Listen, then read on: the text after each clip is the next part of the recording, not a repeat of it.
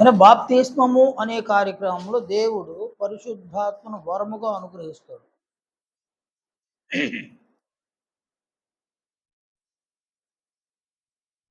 అపోస్తుల కార్యములు 2వ అధ్యాయము 38వ వచనం. మీరు మారు మనసు పొంది పాపక్షమాపణ నిమిత్తము ప్రతివాడును యేసుక్రీస్తు నామమున బాప్తిస్మం పొందుడు. అప్పుడు మీరు పరిశుద్ధాత్మను వరం పొందుడు.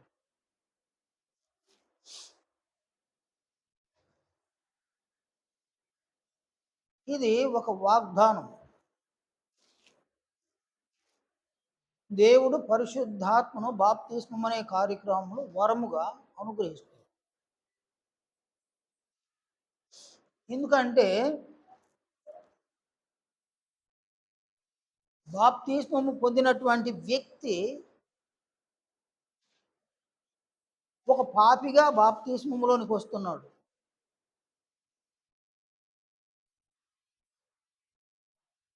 అతడైనా ఆమె అయినా బాప్తిస్మం పొందుతున్నారు. బాప్తిస్మం పొంది వారు మరణించేసరికి క్రీస్తు యొక్క మహిమను సాధించాలి. అంటే పాపిగా బాప్తిస్మం పొంది సంఘంలోనికి వచ్చిన వ్యక్తులు పాపులుగా మరణించకూడదు,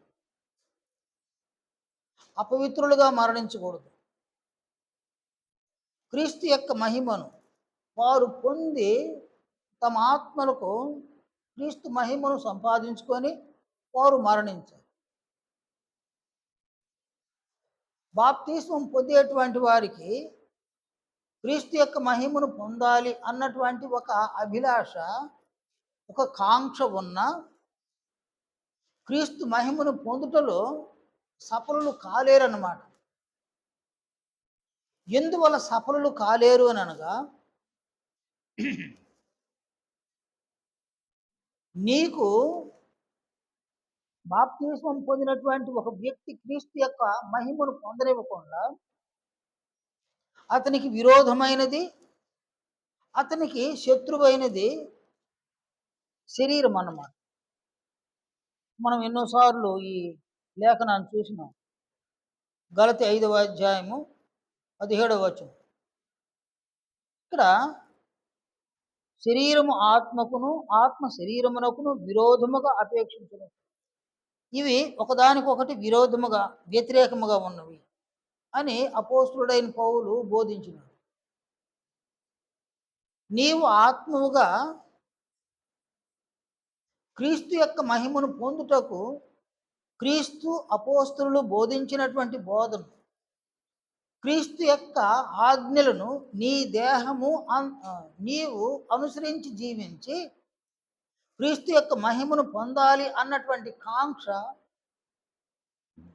ఒక ఆసక్తి, ఒక అపేక్ష బాప్తిస్మం పొందినటువంటి వ్యక్తిలో ఉన్నప్పటికీ క్రీస్తు యొక్క ఆజ్ఞలను అనుసరించకుండా నిన్ను ఆటంకపరిచేది, నిన్ను అడ్డగించేది నీ శరీరము, అందులో అవయవాలన్నమాట.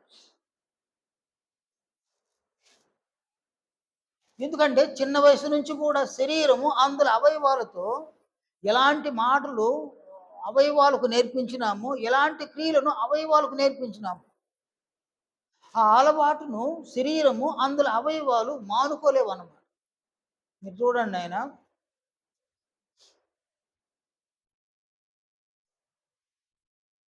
ఎవరికైనా సంగటి తినే అలవాటు ఉందనుకోండి, వారి ముందు బిర్యానీ పెట్టండి, వాళ్ళు ఏం చేస్తారు నాయన? అది వద్దంటారు. అలాగే ఎవరైనా బిర్యానీ తినే అలవాటు ఉంది, వారి ముందు సంగటి పెడితే చిన్ని చిన్ని తేడాలు చూడండి. కొంతమంది ఉప్పుడు బియ్యం భోంచేస్తారండి, మరికొంతమంది జీలకర్ర మసూర పచ్చి బియ్యం భోంచేస్తారండి. ఇప్పుడు బియ్యం అలవాటు ఉన్నవాడు పచ్చి బియ్యం భోజనాన్ని భోంచేయడు, పచ్చి బియ్యం అలవాటు ఉన్నవాడు ఇప్పుడు బియ్యం భోజనాన్ని భోంచేయడు. ఎందుకంటే శరీరానికి ఏది అలవాటైందో దాన్నే కావాలంట శరీరం. నీవు స్నానం చేసే సబ్బు ఏదైతే అలవాటో దాన్నే కావాలంట శరీరం. వేరే సబ్బు ఎంత విలువైందని అది వద్దంటది అనమాట శరీరం. అలాగే నీకు టీ అలవాటు ఉందా? కాఫీని అడగదు శరీరం, టీనే అడుగుతుంది శరీరం. అని ఈ అలవాట్లు అన్నమాట. శరీరానికి ఏ అలవాట్లను మనం నేర్పించినామో ఆ అలవాట్లు అది సెట్ అయిపోయింది. అలాగునే నాలుగుతోనూ, పెదవులతోనూ, గొంతుతోనూ ఎలాంటి మాటలు మాట్లాడడానికి మనము నేర్పించినాము చిన్న వయసు నుంచి. ఆ చెడ్డ మాటలనే నాలుక, పెదవులు, గొంతు వాటిని మాత్రం మాట్లాడుతుంది. ఎందుకంటే అది అలవాటు అన్నమాట. ఎలాంటి చెడ్డ క్రియలు చేయడానికి మిగిలిన అవయవాలకు నేర్పించినామో అవయవాలన్నీ కూడా ఆ చెడ్డ క్రియలను అనర్గళంగా చేయగలుగుతాయి అన్నమాట. అంటే అంటే ఏం చెప్తున్నానంటే నీ శరీరంలో ఉన్న అవయవాలకు ఎలాంటి మాటలు మాట్లాడడం అలవాటు దానికి భిన్నమైన మాటలను ఆ శరీరం మాట్లాడదు. నీ అవయవాలకు ఎలాంటి క్రియలు చేయడం అలవాటు ఆ క్రియలకు భిన్నమైన క్రియలను అవయవాలు చేయవను. నీకేమో క్రీస్తు యొక్క మహిమను పొందాలి అన్న కాంక్ష ఉంది బాప్తిసం పొందినటువంటి వారికి. కానీ కాంక్ష ఉంది కానీ శరీరము సహకారాన్ని అందించదు. దేనికి అందించదు అంటే క్రీస్తు యొక్క ఆజ్ఞలను అనుసరించి జీవించడానికి, క్రీస్తు బోధను అనుసరించి జీవించడానికి శరీరము అంగీకరించదు అన్నమాట. కనుక అనేక మంది యేసు ప్రభు అంటే వాళ్ళకు ప్రేమ ఉన్న, యేసు ప్రభు అంటే గౌరవం ఉన్న, యెహోవా దేవుడు అంటే ప్రేమ ఉన్న, యెహోవా దేవుడు అంటే గౌరవం ఉన్న, వారంటే భయభక్తులు ఉన్న వారికైతే ఉంది ఆత్మలుగా. వారి శరీరాలకు వారంటే ప్రేమ లేదు, వారంటే భయభక్తులు లేవన్న. కనుక ఆత్మ తనంతట తాను క్రీస్తు యొక్క మహిమను పొందాలని కాంక్ష కలిగి ఉన్న ఆత్మకు విరుద్ధముగా శరీరము దాని అలవాట్లను దాని మాటలను విడిచిపెట్టకుండా జీవితకాలం అంతా అది సంఘంలో కొనసాగుతుందన్నమాట. అందువలన క్రీస్తు యొక్క మహిమను ఆ వ్యక్తి పొందలేడన్నమాట. శరీరాన్ని కంట్రోల్లో ఉంచగలిగే శక్తి వానికి లేదు. అతనికైనా ఆమెకైనా శరీరాన్ని కంట్రోల్లో ఉంచి, శరీరంలో ఉన్న అవయవంలో కంట్రోల్లో ఉంచి క్రీస్తు బోధకు అనుకూలముగా, క్రీస్తు యొక్క ఆజ్ఞలకు అనుకూలముగా వాటి చేత క్రియలను చేయించే శక్తి వ్యక్తికి లేదన్నమాట, ఆత్మకు లేదన్నమాట.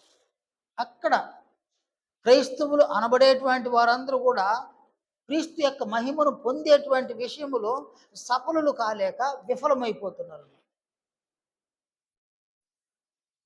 ఈ సంగతి మనకు తెలియకపోయినా మన తండ్రి అయిన దేవునికి తెలుసు అన్నమాట. మనము ఎంత బలహీనులమో, మన ఆత్మ ఎంత బలహీనమైనదో మన తండ్రి అయిన దేవునికి తెలుసు. చూడండి, గెత్సేమనే తోటలో చివరిసారి యేసు ప్రభు ప్రార్థన చేయడానికి వెళ్తాడు కదా, ఆయన వెళ్ళి ప్రార్థన చేసి మళ్ళీ శిష్యుల దగ్గరకు వస్తాడు. వాళ్ళు ఏం చేస్తున్నారు? వాళ్ళు నిద్ర భారాన్ని కలిగి ఉన్నారు. వాళ్ళు నిద్రపోతున్నారు. ఇప్పుడు ఆ సిచ్యువేషన్ ఏంది నాయన?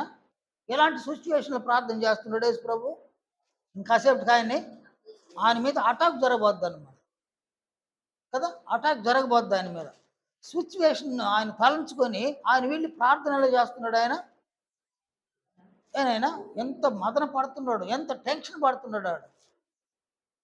ఆయన చెమట రక్తపు బిందువులా రాలుతూ ఉన్నాయన్నమాట. ఆయన చేసిన ప్రార్థనలో, తండ్రి నీ చిత్తమైతే ఈ పాత్రను నా యొద్ద నుండి తొలగించు, అయినను నా ఇష్టం కాదు నీ చిత్తమే అంటాడు. చింతాక్రాంతుడైనాడు ఆయన, చింతిస్తూ ఉన్నాడు. ఆయన చింతిస్తూ ఆయన బాధపడుతూ ఉన్నాడు. వీళ్ళేం చేస్తున్నారు? వీళ్ళు నిద్రపోతున్నారు అన్నమాట. యేసు ప్రభు చూసినాడు. ఆయన ఎలా ఫీల్ అయినాడు? యేసు ప్రభు ఎలా ఫీల్ అయినాడు? ఆత్మ సిద్ధమే కానీ శరీరము.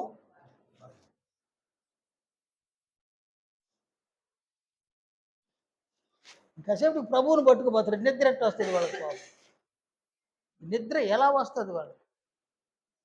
ఇక్కడ ఆపోజిట్లో మన ఆత్మ బలహీనంగా ఉందన్నమాట. ఏ విషయంలో అంటే అక్కడ వేరే విషయం అన్న. యేసు ప్రభువుని పట్టుకోబోతారు. అది సిచ్యువేషన్ అది. అక్కడ వాళ్ళ శరీరాలు బలహీనం. ఆత్మేమో సిద్ధంగా ఉంది, శరీరం బలహీనం. ఇక్కడ మన సిచ్యువేషన్ ఏంటంటే క్రీస్తు యొక్క మహిమను పొందుటకు క్రీస్తు యొక్క ఆజ్ఞలను, క్రీస్తు బోధను, శరీరము అందులో అవయవాలతో మనం అనుసరించి జీవించాలి, క్రియలు చేయాలి, మాట్లాడాలి. ఇది సిచ్యువేషన్. నీవు ఆత్మగా క్రీస్తు మహిమను పొందాలి అన్న కాంక్ష, ఒక అపేక్ష, ఒక ఆశ నీలో ఉంది, నాలో ఉంది. కానీ మన శరీరములు అందుకేం చేయడం లేదు, అవి సహకరించడం లేదన్నమాట. కారణము వాటి అలవాటు అవి మార్చుకొని అంటారు. వాటి అలవాటు మార్చుకోని ఆ చెడ్డ మాటలే మాట్లాడుతాం, ఆ చెడ్డ క్రియలే చేస్తాం. అందువల్ల ప్రభు అంటాడు, సర్ప సంతానమా, మీరు చెడ్డవారయ్యుండి ఎలాగూ మంచి మాటలు పలుకగలరు.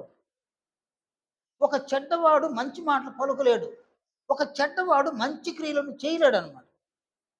మత్తయి సువార్త 12:34 అందువలన మన శరీరము అంత మంచిదేం కాదనమాట. రోమపత్రిక 7:18 నా శరీరమందు మంచిది ఏది నివసింపదని నేను ఎరుగుదును అని అన్నాడు. మేలైనది చేయవలన కోరిక నాకు కలుగుచున్నది. నాకు అన్నప్పుడు ఆత్మలో మేలు చేయాలని కోరిక ఉంది, దాన్ని చేయుటకు నాకు కలవడం లేదు అంటాడు. ఎందువల్ల శరీరంలో మంచిది ఏది లేదు అంటాడు. కాబట్టి శరీరంలో ఏముందని అంటాడంటే అది తేల్చి చెప్తాడు, పాప నియమము ఉంది అని అంటాడు. అలాగనే మన ఆత్మలో, మన ఆత్మకేమో క్రీస్తు యొక్క మహిమను పొందాలి అన్న కాంక్ష ఉంది. బాప్తిస్మం పొందక ముందు ఏ పాప నియమానికి మన అవయవాలు దాసులుగా మారిపోయినాయో అదే పాప నియమము మన అవయవాలలో పనిచేస్తుంది, మన శరీరంలో పనిచేస్తుంది అన్నమాట. అందువలన మంచిగా మాట్లాడాలి అని నీవు ఆశించిన నీ శరీరము మంచిగా మాట్లాడడానికి నీకు సహకరించడం, మంచి క్రియలు చేయాలనుకున్నా నీవు ఆశించిన నీ శరీరము అందులో అవయవాలు మంచి క్రియలు చేయడం. అందువలన నీవు బాప్తిస్మం పొంది పురుషుడివైనా స్త్రీవైనా సంఘంలో ఎంతకాలము జీవించినా నీ శరీరముతో మంచి మాటలు మాట్లాడకుండా, అనగా క్రీస్తు అపోస్తలులు బోధించిన బోధకు అనుకూలమైన మాటలు, క్రీస్తు యొక్క ఆజ్ఞలకు అనుకూలమైన మాటలను నీవు మాట్లాడకుండా, క్రీస్తు అపోస్తులు చేసిన క్రియలలో కొదువైన మంచి క్రియలను నీ దేహం యొక్క అవయవాలతో నువ్వు చేయకపోయినా నీవు క్రీస్తు యొక్క మహిమను పొందలేవు అనమాట. కనుక సంఘంలో నీవు బాప్తిస్మం పొంది పురుషుడైనా స్త్రీ అయినా 20 సంవత్సరాలు, 30 సంవత్సరాలు, 40 సంవత్సరాలు, 50 సంవత్సరాలు బ్రతికిన మరణించే దినానికి క్రీస్తు యొక్క మహిమ లేకుండా క్రీస్తు శత్రువైన సాతాను యొక్క గుణలక్షణ స్వభావాలతో మారిపోయి వెళ్ళిపోయే అపాయకరమైన పరిస్థితి అయితే అవుతుందన్నమాట. అందువలన మన ఆత్మకు దేవుడు అంటే, ప్రభు అంటే ప్రేమ ఉన్న, గౌరవం ఉన్న, భయం ఉన్న, భక్తి ఉన్న, మన శరీరానికి ఏమాత్రం దేవుడన్నా, క్రీస్తు అన్నా భయము లేదు, భక్తి లేదు, ఏమీ లేదు. నేనింతే అంటది శరీరం. ఎవరి దగ్గర అంటది నేనింతే అని? నీ దగ్గర నీ శరీరం నేనింతే అంటదా? నువ్వేం చేయలేవు శరీరాన్ని ఏం చేయలేవు. మృగ, పక్షి, జలచరము వీటన్నిటిని మనుషుడు సాధు చేయగలడు. ఏ నరుడును తన నాలుకను సాధు చేయనేరడు. యాకోబు 3:3 చెప్తాడు. నీ అవయవాలను నీవు సాధు చేయలేని పరిస్థితి ఇక్కడ. అది కళ్ళైనా, అది చెవులైనా, అవి చేతులైనా, అవి పాదములైనా, అవి మర్మ అవయములైనా, అవి ఏ అవయములైనా సరే వాటిని నీవు సాధు చేయలేని పరిస్థితి. నీకు ఎవరెవరో భయపడతారు, నీ అవయవాలు నీకు భయపడడంలా. నీకు ఎవరెవరో లోబడతారు, నీ అవయవాలు నీకు లోబడడం. ఇది మనిషి యొక్క స్థితి అన్నమాట, బాప్తిస్మము పొందిన వారి యొక్క స్థితి అన్నమాట.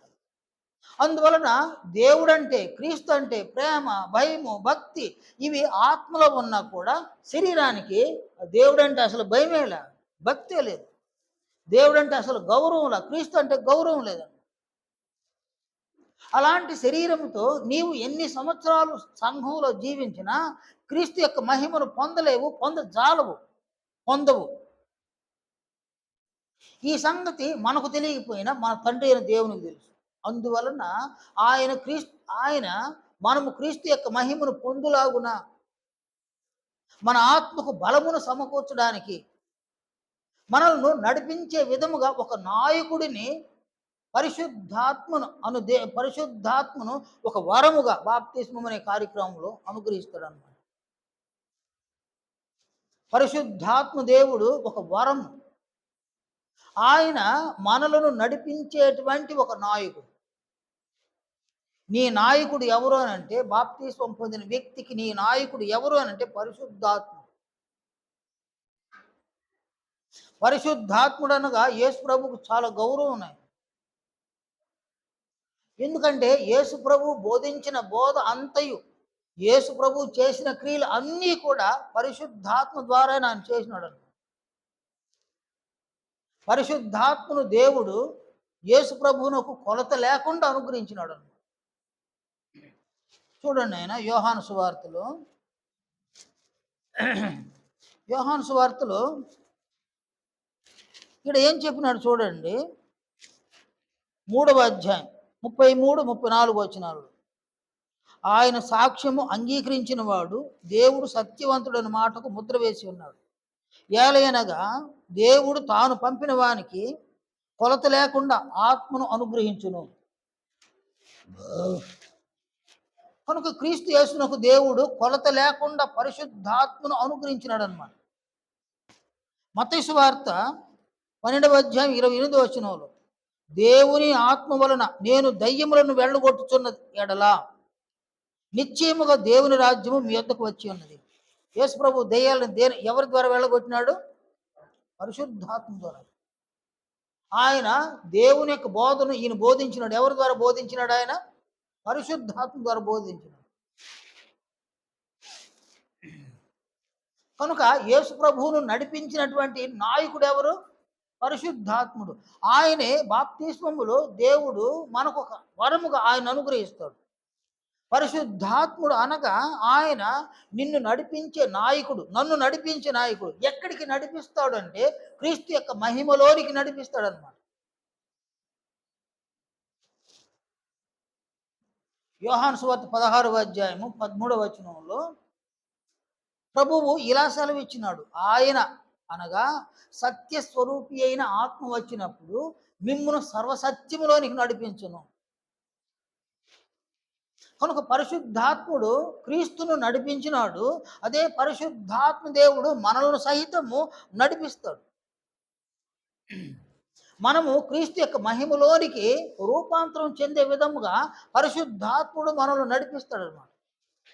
కనుక బాప్తిస్మములో పరిశుద్ధాత్మను వరముగా పొందినటువంటి వారు క్రీస్తు పరిశుద్ధాత్మ దేవుని ఎంత గౌరవించినాడు, క్రీస్తు పరిశుద్ధాత్మ దేవుని ఎంత ఘనపరిచినాడు. అంతగా బాప్తిస్మం పొందిన వ్యక్తి తనలో ఉన్న పరిశుద్ధాత్మ దేవుని గౌరవించాలి, ఘనపరచాలి.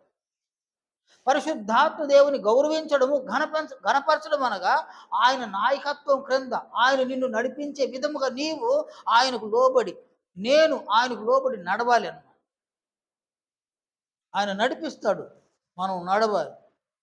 చిన్న బిడ్డలోనైనా మోకాళ్ళ మీద నడుస్తారు మొదట.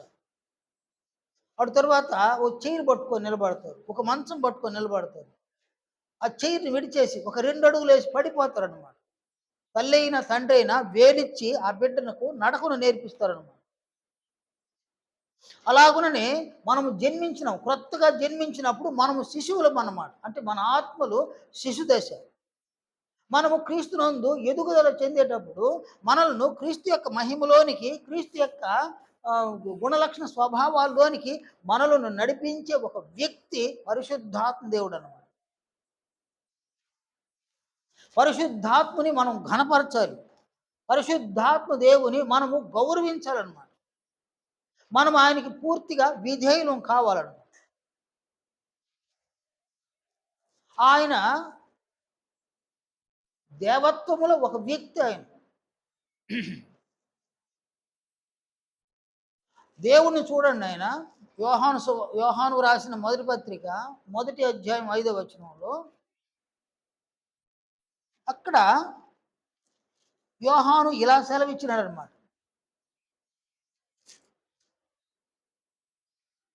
అక్కడ ఏం సెలవిచ్చినాడు అంటే దేవుడు వెలుగయ్యున్నాడు అని అన్నాడు అనమాట. మన తండ్రి అయిన దేవుడు వెలుగు, చీకటి ఆయన యందు ఎంత మాత్రమును లేదంటాడు. దేవుడు వెలుగు. అలాగే మన ప్రభువు అయిన క్రీస్తు యేసు సహితము వెలుగు అన్నమాట. యోహాను సువార్త 8వ అధ్యాయము 12వ వచనంలో ప్రభువు ఇలా సెలవిచ్చినాడు, నేను ఈ లోకమునకు వెలుగును అని అన్నాడు.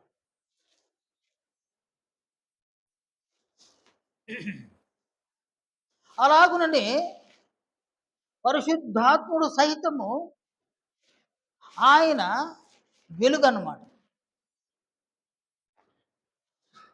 తెస్సలోనిలకు రాసిన మొదటి పత్రిక 5వ అధ్యాయము 19వ వచనంలో ఆత్మను ఆర్పకుడి అని అన్నాడు. ఏమన్నాడు ఆయన? ఆత్మను ఆర్పకుడు. దేన్ని ఆర్పేది మనము?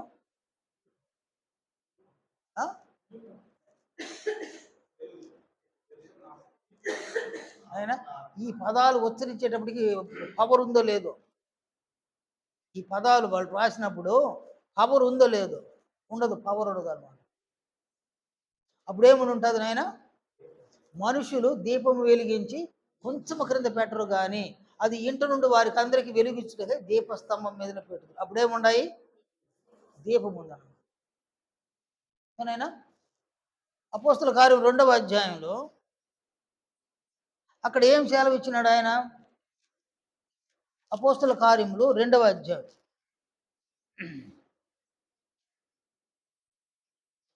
అక్కడ అపోస్తులు బాప్తిస్మం పొందినారు, ఒక స్పెషల్ అయిన బాప్తిస్మం.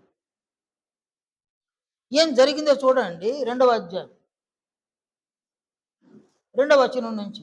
అప్పుడు వేగముగా వీచు బలమైన గాలి వంటి ఒక ధ్వని ఆకాశము నుండి అకస్మాత్తుగా వారు కూర్చుండి ఉన్న ఇల్లంతయు నిండిను. మరియు అగ్ని జ్వాలల వంటి నాలుకలు విభాగింపబడినట్టుగా వారికి కనబడి వారిలో ఒక్కొక్కరి మీద వ్రాలగా అందరూ పరిశుద్ధాత్మతో నిండిన వారై. కాబట్టి వాళ్ళ మీద ఏం వాలింది అక్కడ? ఎలా వాలినాడు ఆయన? అగ్ని జ్వాలలుగా వాలినాడు అనమాట. ఎవరైనా?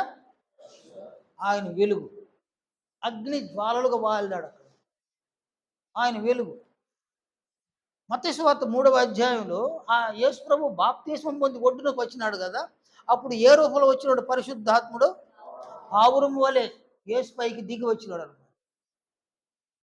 కనుక పరిశుద్ధాత్ముడు ఒక దగ్గర ఏమో పావురము వలె దిగి వచ్చినాడు, మరి ఒక దగ్గర అగ్ని జ్వాలలాగా ఆయన కనబడ్డాడు.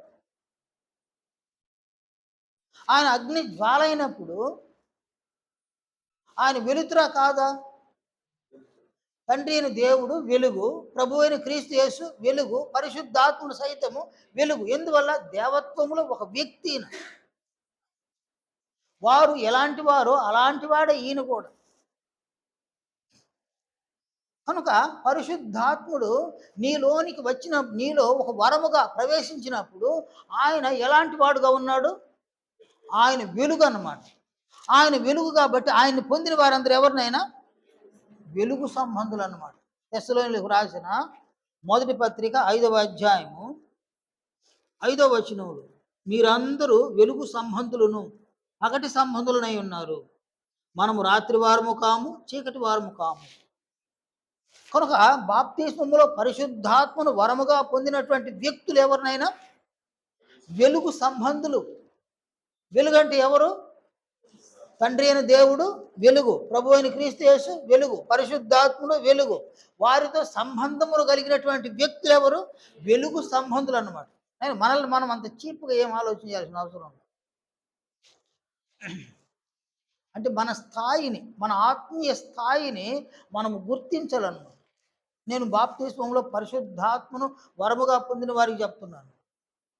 నీవు బాప్తిస్మంలో పరిశుద్ధాత్మను వరముగా పొంది ఉన్నావా? నీవు నిన్ను గురించి నీవు ఎలా ఎలా ఆలోచన చేస్తున్నావు? నీవు లోకములో ఉన్న వారి కంటే ఒక ప్రత్యేకమైనటువంటి వ్యక్తివి. ఎందుకనగా లోకములో ఉన్న వారందరూ కూడా ఒక ఆత్మని కలిగి ఉన్నారు. నీవు ఎవరిని కలిగి ఉన్నావు? పరిశుద్ధాత్మను వరముగా కలిగి ఉన్నావు. నీవు ఒక స్పెషల్ అన్నమాట. లోకములో ఉన్నటువంటి వారు హృదయాలలో ఎవరు నివాసం ఉన్నారు నాయనా? సాతాను నివాసం ఉన్నాడు. నీ హృదయములో, మన హృదయాల్లో ఎవరు నివాసం ఉన్నారు నాయన? పరిశుద్ధాత్ముడు నివాసం ఉన్నాడు. సేమ్ టైం క్రీస్తు యేసు విశ్వాసము ద్వారా మన హృదయాలలో నివసిస్తాడు. తండ్రి అయిన దేవుడు ఆయన మనలో నివాసం ఉంటాడు. అందువలన మనము లోకంలో ఉన్న వారి కంటే ఎవరు మనం ఒక స్పెషల్ నాయన, ఒక స్పెషల్ అన్నమాట. మీరు అనేకమైన పిచ్చుకల కంటే శ్రేష్ఠులు కారా? ఎవరు చెప్పినారు ఈ మాటనే?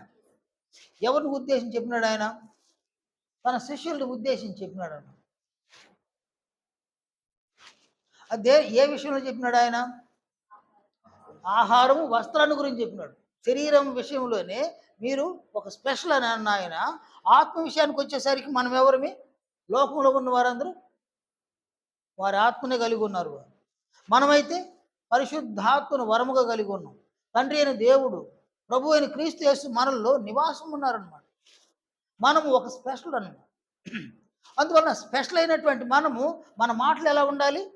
స్పెషల్. మన క్రియలు ఎలా ఉండాలి? స్పెషల్. మన ఆలోచనలు ఎలా ఉండాలి? స్పెషల్. మన నిర్ణయాలు ఎలా ఉండాలి? ఒక స్పెషల్గా కనిపించాలి. ఎవరిలో స్పెషల్గా కనిపించాలి? నీ చుట్టూ ఉన్న అన్ని జనులలో నీ మాటలు ఒక స్పెషల్, నీ ఆలోచనలే ఒక స్పెషల్, నీ నిర్ణయాలు ఒక స్పెషల్, నీ క్రియలు ఒక స్పెషల్గా కనిపించాలి. అందువల్ల ప్రభు అంటాడు మత్తయి సువార్త 5వ అధ్యాయము 16వ వచనంలో అనేమంటాడు? మనుషులు మీ సత్క్రియలను చూచి పరలోకమందున్న మీ తండ్రిని మహిమపరుచినట్లు వారి ఎదుట మీ వెలుగును ప్రకాశింపను. అంటే శిష్యులు మనం ఎలాంటి వారు ఉన్నాము? వెలుగుమయమై ఉన్నాము అన్న. వెలుగు అంటే ఏంది నాయన? వెలుగు అనగా ఏంది? ఎఫెసు పత్రిక 5వ అధ్యాయము 9వ వచనంలో వెలుగు ఫలము సమస్త విధములైన మంచితనం, నీతి, సత్యమును వాటిలో కనబడుతున్నది. వెలుగు అంటే ఏమన్నాడు ఆయన? సమస్త విధములైన చెడు కాదు, చెడు కానే కాదు. నీ మాటలైనా, నీ ఆలోచనలైనా, నీ తలంపులైనా, నీ నిర్ణయములైనా, నీ క్రియలైనా, నీ నడత అయినా, నీ ప్రవర్తన అయినా, నీ దినచర్య అయినా ఎలా ఉండాలంటాడు ఈయన? సమస్త విధములైన మంచితనంతో కూడి ఉండాలన్నమాట. అది వెలుగు అన్నమాట. దేవుడు వెలుగు అంటే ఆయన మంచివాడు. క్రీస్తు వెలుగు అంటే ఆయన మంచివాడు. పరిశుద్ధాత్ముడు వెలుగు అంటే ఆయన సైతం మంచివాడు. నీవు నేను బాప్తిస్మములో పరిశుద్ధాత్మను వరముగా పొందిన మనము వెలుగు సంబంధులము. కనుక మనం ఎలాంటి వారు ఉండాలి? నాయన? వెలుగు సంబంధులు. మనము మంచి వారుగా ఉండాలి. అనగా దాని అర్థమైంది, మన మాటలు, మన తలంపులు, మన ఆలోచనలు, మన నిర్ణయాలు, మన క్రియలు, మన నడత, మన ప్రవర్తన, మన దినచర్య, ఇవన్నీ కూడా దేని ద్వారా అగుపరుస్తాం? మనము శరీరము అందులో అవయవాలతో అగుపరుస్తాం. అందువలన అవన్నీ శరీరము అందులో అవయవాలను పరిశుద్ధాత్మకు మనం లోబరిస్తే, ఆయన మనకు క్రీస్తు యొక్క బోధను మనకు జ్ఞాపకం చేస్తే, ఆ బోధను అనుసరించి శరీరము అందులో అవయవాలతో మనం క్రియలను చేస్తే మనం ఎలాంటి వారుగా మారుతాము? దేవుడు మంచివాడు, క్రీస్తు మంచివాడు, పరిశుద్ధాత్ముడు మంచివాడు, మనం సైతము మంచి వెలుగు ఫలము సమస్త విధములైన మంచితనం. చీకటి అంటే ఏంది నాయనా? చూడండి యోహాను సువార్త 3వ అధ్యాయం 18వ వచనం నుండి 20వ వచనం వరకు. ఆయన యందు విశ్వాసముంచువానికి తీర్పు తీర్చబడదు. విశ్వసింపని వాడు దేవుని అద్వితీయ కుమారుని నామమందు విశ్వాసం ఉంచలేదు కనుక వానికి ఇంతకు మునిపే తీర్పు తీర్చబడిను. ఆ తీర్పు ఇదే: వెలుగు లోకములోనికి వచ్చును కానీ తమ క్రియలు చెడ్డమైనందున మనుషులు వెలుగును ప్రేమింపక చీకటినే ప్రేమించిరి. ఇప్పుడు వెలుగు అంటే ఏంది నాయన? ఈ లేఖనం వెలుగు అంటే ఏంది? చీకటి అంటే ఏంది ఈ లేఖనంలో? వెలుగనగా సమస్త విధములైన మంచితనం, చీకటి అనగా చెడ్డ క్రియలు అన్నమాట. వెలుగు మంచి క్రియలు, అవి సత్క్రియలు, అవి ప్రేమ క్రియలు, అవి విశ్వాస క్రియలు, అవి నిరీక్షణ క్రియలు. వెలుగు ఆ క్రియలన్నీ చేర్చితే అది ఫలం, వెలుగు ఫలం అన్నమాట. అలాగే చీకటి అనగా చెడ్డ క్రియలు అన్నమాట. చెడ్డ మాటలు, చెడ్డ క్రియలు, చెడ్డ తలంపులు, చెడ్డ ఆలోచనలు, చెడ్డ నిర్ణయాలు, చెడ్డ నడత, చెడ్డ ప్రవర్తన, చెడ్డ దినచర్య. ఒక వ్యక్తి యొక్క శరీరములోని అవయవాలు ఆ వ్యక్తి మంచివాడని లేక చెడ్డవాడని, అవయవాలు చేసే క్రియలు, అవయవాలు మాట్లాడే మాటలను బట్టి మనం తెలుసుకోగలం. సేమ్ టైం నిన్ను నీవు కూడా గుర్తించడు, నీవు చెడ్డవాడివా, నీవు మంచివాడివా అని నీ అవయవాలు చేసే క్రియలను బట్టి నిన్ను నీవు గుర్తించుకోవలసిన ఆవశ్యకత ఉందన్నమాట. లేదంటే మారు మనసు రాదు. మన జీవితాల్లో మనం మార్పు పొందం. ఎవరినో గుర్తించడం కాదు, నన్ను నేను గుర్తించుకోవడం. నేను మాట్లాడిన ఈ మాట ప్రభువు దృష్టికి అనుకూలమా ప్రతికూలమా? నేను మాట్లాడే ఈ మాట దేవుని దృష్టికి అనుకూలమా ప్రతికూలమా? నాలో నివాసం ఉన్న పరిశుద్ధాత్మ దేవునికి అనుకూలమా ప్రతికూలమా నేను మాట్లాడాను? వారికి గన అనుకూలమైతే నీవు మంచిగా మాట్లాడుతున్నావు అన్నమాట. అలాగే నేను చేసే క్రియ, ఏ క్రియ అయినా దేవునికి, ప్రభువుకి, పరిశుద్ధాత్మకి వారికి అనుకూలంగా ఉందా ప్రతికూలంగా ఉందా? ఎవరు మాట్లాడినా తమకు అనుకూలంగా మాట్లాడతారు. దేవునికి అనుకూలంగా, క్రీస్తుకు అనుకూలంగా, పరిశుద్ధాత్మ దేవునికి అనుకూలంగా మాట్లాడే వ్యక్తులు ఇది వరకు నాకు కనబడలేదు. నేను ఏ ఒక్కరు మాట్లాడినా, క్రైస్తవుల గురించి చెప్తున్నాను నేను, క్రైస్తవులు మాట్లాడితే తమకు అనుకూలంగా మాట్లాడతారు. క్రైస్తవులు క్రియలను చేస్తే తమకు అనుకూలమైన క్రియలు చేస్తారు. వారికి అనుకూలంగా మాట్లాడడం వల్ల, వారికి అనుకూలమైన క్రియలను చేయడం వల్ల. కారణము, నీవు వారికి అనుకూలంగా ఉండాలని అనుకున్నా నీ శరీరం వారికి అనుకూలంగా ఉండలేకపోతుంది.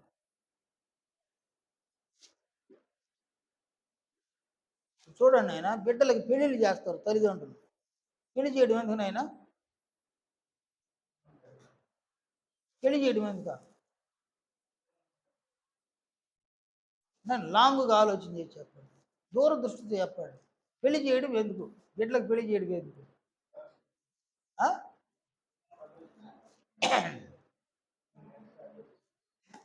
ఎప్పుడు ఆలోచన చేయాలి మీరా? మరీ అన్యాయం కూడా. బిడ్డలకు పెళ్లి చేస్తాను నేను, ఎందుకు నేను చేసేది?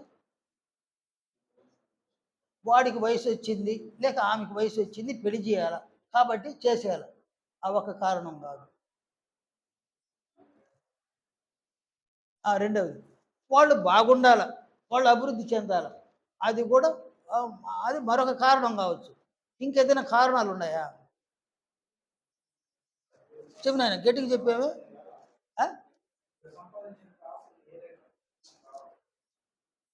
అవసాన కాలంలో మమ్మల్ని చూస్తారు నా బిడ్డలు, అది నాయన దూరదృష్టి. నేను వయసు అయింది, నన్ను ఎవరు చూస్తారు? నాకు 2 కొడుకులు ఉన్నారు, 2 కూతుళ్ళు ఉన్నారు కదా. నేను సంపాదించినాను, నా బిడ్డలను పోషించిన సంరక్షణ నా శక్తిని బట్టి, నా సామర్థ్యాన్ని బట్టి వారికి కుటుంబాలు ఏర్పడ్డాయి. ఇప్పుడు నా సంపాదన ఆగింది, నా బిడ్డలు సంపాదిస్తూ ఉన్నారు. నలుగురు బిడ్డలు నాకు అన్నం పెట్టరా, నలుగురు బిడ్డలు నాకు వస్త్రం తీసిరా, నలుగురు బిడ్డలు కలిసి నా ఆరోగ్యాన్ని చూడరా, నా బిడ్డలు నన్ను చూడరా, నా బిడ్డలు నన్ను చూస్తారు, నా బిడ్డలు నన్ను చూస్తారు కదా. నైనా వివాహం చేసినాం, అబ్బాయికి వివాహం చేసినాం. కాబట్టి అబ్బాయికి వివాహం చేస్తే మనం చూడాల్సింది ఎవరినైనా? ప్రాక్టికల్గా చెప్పండి, మనల్ని చూడాల్సింది ఎవరు? కొడుకు వివాహం చేసినావు నాయన, మనల్ని చూడాల్సింది ఎవరినైనా? కోడలు చూడాలి మనల్ని, కోడలు మనల్ని చూడాలి. కొడుక్కేమో మన తండ్రి బాగుండాలి, మన తల్లి బాగుండాలి, వాళ్ళ అవసరాలు మనం తీర్చాలి, మనం తీర్చాలని అతనికి కాంక్ష ఉండదు, ఆమె రివర్స్ అయితే ఆయన మీద.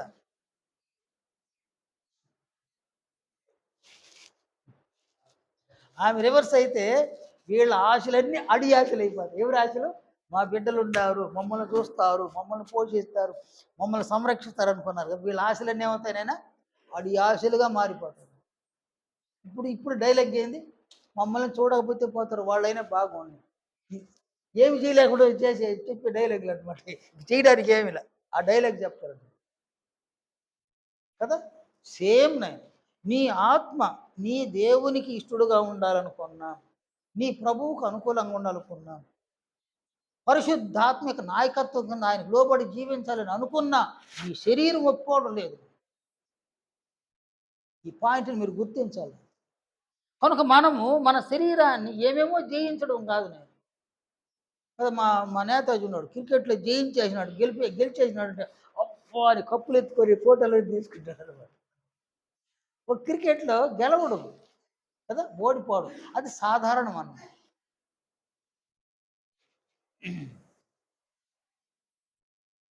అనేక విషయాలు మనం గెలిచినప్పుడు తాత్కాలికమైన ఆనందాన్ని పొందుతాం అన్నమాట. ఇక్కడ అనేకాన్ని నువ్వు గెలవచ్చు, కానీ నువ్వు గెలవలేని దేన్ని గెలవలేకపోతున్నావు? శరీరాన్ని జయించలేకపోతున్నారు. కనుక ఇక్కడ నీవేమో నీ ప్రభువుకు అనుకూలంగా, నీ దేవునికి అనుకూలంగా, పరిశుద్ధాత్మ దేవునికి కూడా అనుకూలంగా ఉండాలి నువ్వు అనుకున్నా, నీ దేహము వారికి ప్రతికూలంగా ఉందన్నమాట. అందువలన నీవు ఏమి చెయ్యలేవు, చెయ్యజాలవు. కనుక మనం ఏం చేయాలి అని అంటే, వారు ఎలా వెలుగుగా ఉన్నారు, వారు ఎలా మనల్ని వెలుగు సంబంధులుగా చేసినారు, మనం ఎక్కడుండాలి నాయన? ఇప్పుడు ఎక్కడుండాలి నాయన? వెలుగు వెలుగు సంబంధులు అన్నప్పుడు మనం ఎక్కడుండాలి? వెలుగులోనే ఉండాలి నాయన, వెలుగులోనే ఉండాలి, వెలుగులోనే ఉండాలి.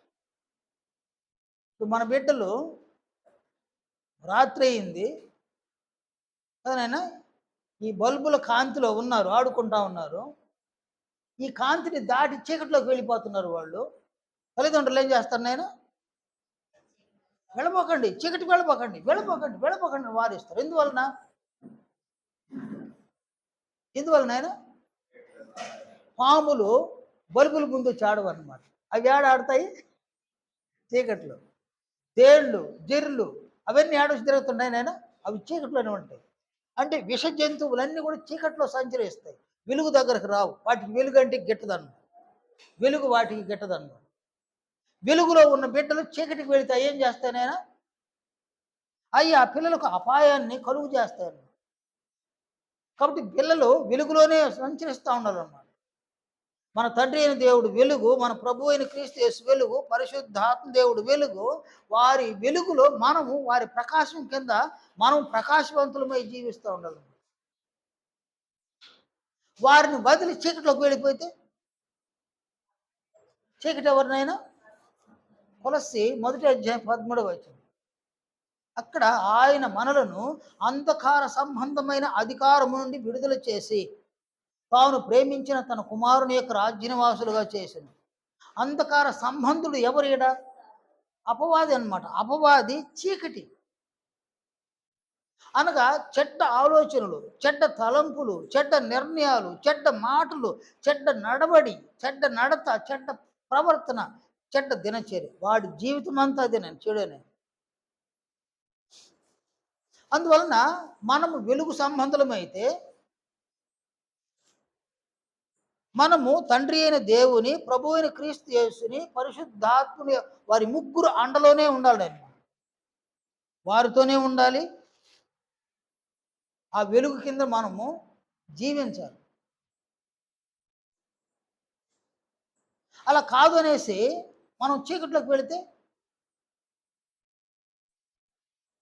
అనేక చెడ్డ క్రియలు చేయాల్సి వస్తుంది. సరే, ఏదేమైనా అవుతుంది. పరిశుద్ధాత్ముడు సైతము వెలుగు అన్నమాట.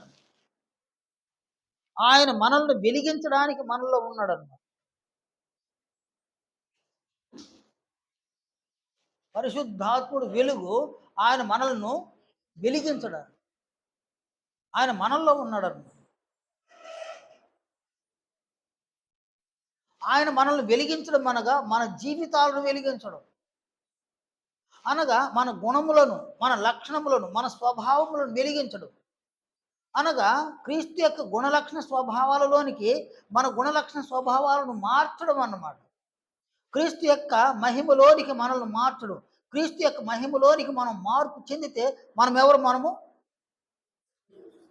కాదు, వెలుగు కుమారులు. ఎవరు కుమారులు? మనము వెలుగు కుమారులు. వెలుగు ఎవరినైనా దేవుడైతే మనము వెలుగు కుమారులు అవుతాం.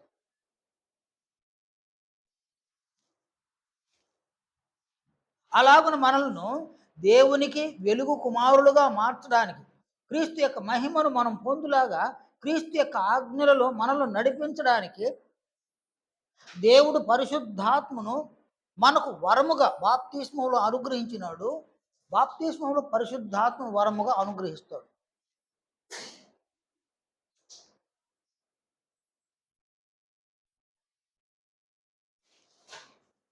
అందువలన బాప్తిస్మం పొందినటువంటి వారు, నేను ఇప్పుడు బాప్తిస్మం పొందినటువంటి వారు పరిశుద్ధాత్మను వరముగా పొంది ఉన్నారు కాబట్టి ఏం చేయాలి నాయన? ఏం చేయాలా?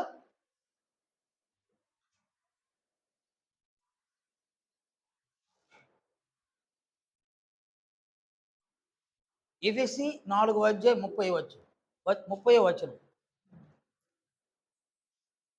అక్కడ అపోస్తులుడైన పౌలు సెలవిచ్చిన ఆ మాట చూడండి. అని అన్నాడు, పరిశుద్ధాత్మను దుఃఖపరచుకుడు.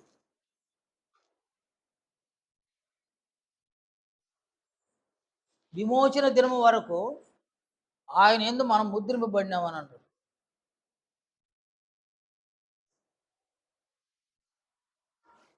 పరిశుద్ధాత్మను ఏం చేయకూడదు అన్నాడు? అంటే ఆయన దుఃఖిస్తాడు.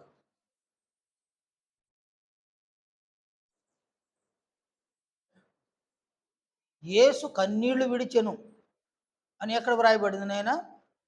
ఏ సందర్భంలో? లాజరు చనిపోయినాడని విన్నాడు కదా, అప్పుడు ఆయన యేసు కన్నీళ్లు విడిచెను అన్నాడు. అక్కడ దేంతో కన్నీళ్లు విడిచినాడు ఆయన?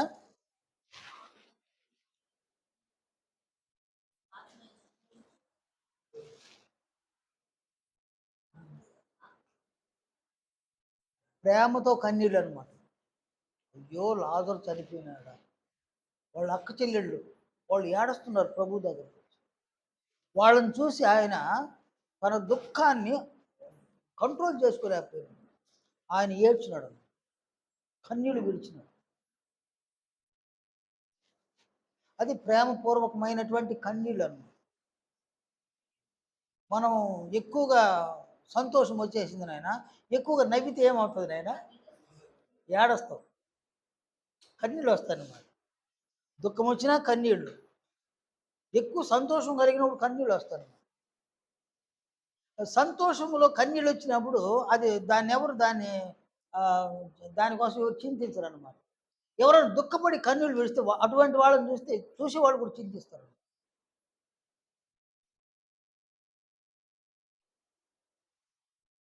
అవునైనా చూడండి, ఈ పెద్దోళ్ళు చెప్తుంటారు నేను, ఇంట్లో ఆడబిడ్డని ఏడిపించకూడదు అంట. ఎవరు ఏడిపించకూడదు నాయన?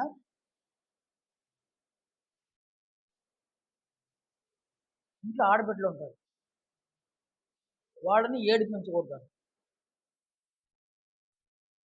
వాళ్ళు ఏడిస్తే ఆ కుటుంబానికి మంచిది కాదు అని అంటారు.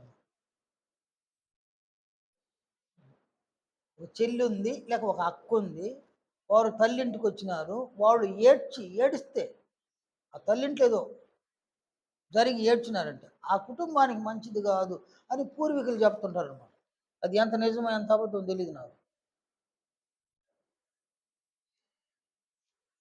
ఒక బిడ్డల విషయంలో ఏ బిడ్డ విషయంలో తల్లిదండ్రులు దుఃఖిస్తారు. ఏ బిడ్డ తల్లిదండ్రులకు దుఃఖాన్ని కలిగిస్తారు, మగబిడ్డ అయినా ఆడబిడ్డ అయినా వాళ్ళు బాగుంటున్నారు.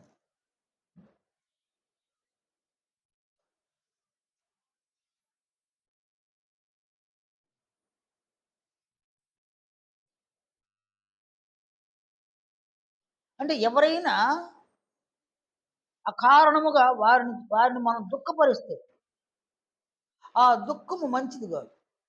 యేసు ప్రభువుని యూదులు అప్పగించినారు కదా నాయన. ఆయన ఏం చేస్తాడు? పిలాతు కదా. పిలాతు ఏం చేసినాడు? సంవత్సరానికి ఒకసారి ఒక ఖైదీని విడుదల చేస్తాడు ఆయన. యేసుకు బదులు బరబ్బాను మేము విడుదల చేస్తాను అని అంటాడు ఆయన. వీళ్ళేమంటారు?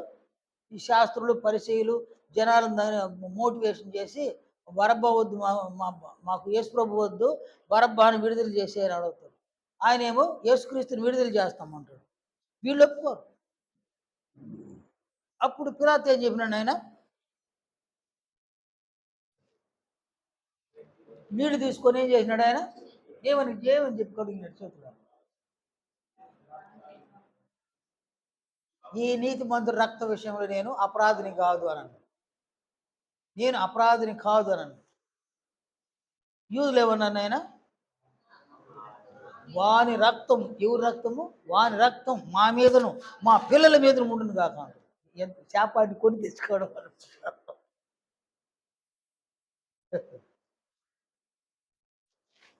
అంటే దాని అర్థం ఏంది? మేము ఇంత శాపానికి గురైనా అతన్ని మాత్రం వదలము, చంపాల్సింది ఆయన. అదన్నమాట.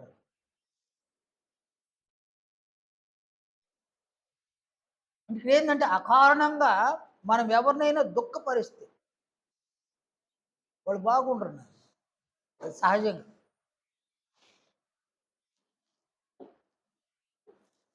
ఒక మామూలు మనిషినే దుఃఖపెట్టి మనం బాగుండలేం. ఎవరైనా దుఃఖపరిస్తే కడుపు గాలిన వాళ్ళు ఏం చేస్తారు ఆయన? శాపనార్థాలు పెడతారనమాట. శాపనార్థాలే పెడతారనమాట. ఆ శాపనార్థాలు ఆశీర్వాదాలు కావయి. దుఃఖపరిచిన వాళ్ళు నాశనం అయిపోవాలి, వాళ్ళు నాశనం అయిపోవడానికి శాపనార్థాలు పెడతారు. కొంతమంది పోరా పోరా బాగుపడవు పోరా నువ్వు అని అంటారు. ఏంటది? శాపం. వాడిని అక్కడెక్కడ పాము కొరికి సాగుదా అని అంటారు. ఏది నాయనది? ఆశీర్వాదం శాపనార్థం. వాడిని లారీ కొట్టేయదా అని అంటారు. శాపనార్థం. ఆడవాళ్ళు శపించేది ఎలాగంటే వీధులు అట్ట మట్టి తీసుకొని అట్ట చల్లేసి నాశనం అయిపోతావు పోరాడు. ఈ శాపనార్థాలు దేని వలన వస్తున్నాయి? ఏదో సంథింగ్ వాళ్ళని బాధ పెట్టున్నారనమాట, వాళ్ళని దుఃఖపరిచినారు. ఒక మనిషి పాసి పడుతా అంటే బ్రష్ చేయకుండా కానీ శపిస్తే ఆ శాపం తగలుతుంది అంటారు. కానీ ఇవి లోకంలో జరిగేటివి చెప్తున్నాను నేను. బ్రష్ చేయకుండా కానీ శపించేస్తే శాపం తగులుతుంది. ముఖ్యంగా ఒక తల్లి బ్రష్ చేయకుండా శపించకూడదు అంట. అంటే బ్రష్ చేసుకొని శపించండి అనండి తల్లుల్ని. అమ్మ తిడితే తిడతావు, బ్రష్ చేసుకొని తిట్టినాను అని చెప్పండి అన్నమాట. అంటే కడుపు కాలితే ఎదుటి వారి జీవితాలు కాలిపోతాయి. సేమ్ అదే విధముగా పరిశుద్ధాత్ముడు దుఃఖపరచడం అన్నమాట. ఆయన పరిశుద్ధాత్ముని ఏ క్రైస్తవురాలు దుఃఖపరుస్తారో అది పెద్ద శాపం అయినది, చాలా పెద్ద శాపం. అంటే నీలోనికి ప్రవేశించిన పరిశుద్ధాత్ముడు, నీవు మామూలు మనిషివి, రక్త మాంసములు కలిగినటువంటి మనుషుడివి. పరిశుద్ధాత్ముడు దేవత్వంలోని ఒక వ్యక్తి, ఒక మామూలు మనిషివైన నీలోనికి వచ్చి ఆయన నివాసం ఉండడానికి దేవుడు ఆయన్ని పంపిస్తే ఈయన అంగీకరించి నీలోనికి వచ్చి ఆ నివాసం ఉన్నాడు. నీలోనికి వచ్చి ఆయన నివాసం ఉండి నిన్ను క్రీస్తు యొక్క మహిమలోనికి నడిపించేటువంటి ఒక ప్రోగ్రామును కలిగి ఉన్నాడు, ఆయన కార్యక్రమాన్ని కలిగి ఉన్నాడు. నిన్ను క్రీస్తు యొక్క మహిమలోనికి నడిపించడానికి, క్రీస్తు ఆజ్ఞాపించిన జీవితాన్ని, క్రీస్తు యొక్క ఆజ్ఞలను నీవు అనుసరించి జీవించడానికి, అనగా క్రీస్తు ఎలా మాట్లాడాలి అని ఆజ్ఞాపించి ఉన్నాడు, క్రీస్తు ఎలాంటి క్రియలు చేయాలని ఆజ్ఞాపించి ఉన్నాడు, అలాంటి మాటలు మాట్లాడడానికి, అలాంటి క్రియలు చేయడానికి నిన్ను నడిపించేటువంటి, నన్ను నడిపించేటువంటి, మనల్ని నడిపించే ఒక నాయకుడు ఆయన. ఈ పని ఆయనకి బహు హ్యాపీ అనమాట. ఎవరికి? పరిశుద్ధాత్మకి హ్యాపీ. క్రీస్తు యొక్క మహిమలోనికి మనల్ని నడిపించడం అనేది ఆయనకి మహా ఆనందం అన్నమాట.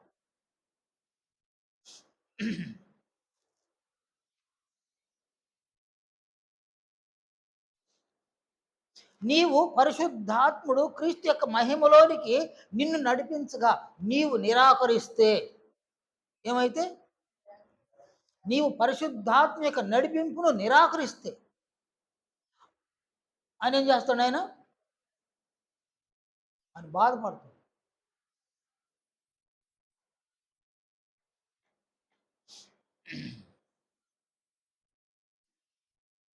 అంతేకాదు, ఏ పరిశుద్ధాత్మ దేవుడు నీలో నివాసం ఉన్నాడో, ఆయన నీలో నివాసం ఉంటే నీవు నీ దేహం యొక్క అవయములతో ప్రభువు యొక్క ఆజ్ఞలకు వ్యతిరేకమైన క్రియలు చేస్తే, నీ దేహం యొక్క అవయవాలతో ప్రభు ఆజ్ఞలకు వ్యతిరేకంగా మాట్లాడితే ఆయన ఏమవుతాడు? ఆయన లోపల ఇప్పుడు దుఃఖిస్తాడనమాట.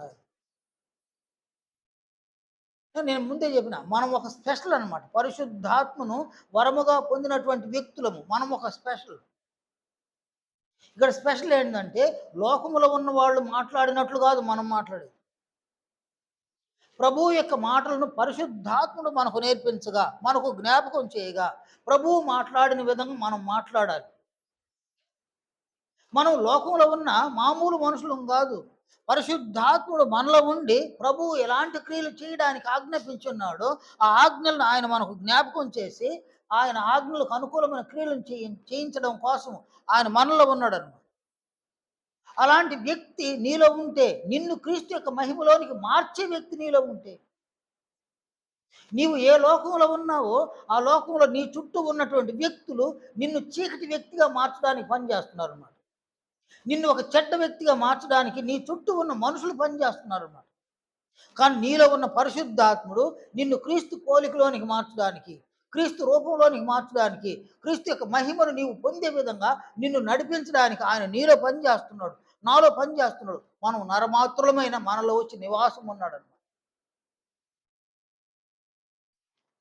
పరసంబంధమైన వ్యక్తి నీలో వచ్చి నివాసం ఉండడం అనేది ఎంత గొప్ప విషయం అంటే అంత గొప్ప విషయం. నీవు క్రీస్తు యొక్క ఆజ్ఞలను అనుసరించకుండా, క్రీస్తు ఆజ్ఞలను అతిక్రమించి క్రీస్తుకు విరుద్ధముగా నీవు మాట్లాడితే, క్రీస్తుకు విరుద్ధముగా నీ శరీరము అందులో అవయవాలతో క్రియలను చేస్తే, నీలో నివాసం ఉన్న పరిశుద్ధాత్ముడు ఏమవుతాడు? ఆయన ఇప్పుడు దుఃఖపడతాడు. ఆయన పరిశుద్ధాత్మను నీవు దుఃఖపరిచిన వాడు అవుతావు. పరిశుద్ధాత్మను నీవు దుఃఖపరిచిన దాని అవుతావు అన్నమాట. కానీ ఈ సంగతిని మీరు గ్రహించాలి. నేను మళ్ళీ చెప్తున్నాను, నీలో ఉన్న పరిశుద్ధాత్ముడు క్రీస్తు మహిమలోనికి, క్రీస్తు రూపంలోనికి, క్రీస్తు పోలికలోనికి నిన్ను మార్చడానికి దేవుడు ఒక వరముగా ఆయన నీలో ప్రవేశపెట్టినాడు. ఆయన మనలో నివాసం ఉన్నాడు. ఈయన చెప్పిన ఈ మాటలు చూడండి. అపోస్తుడైన పౌలు తిమోతికి వ్రాసిన 2వ పత్రిక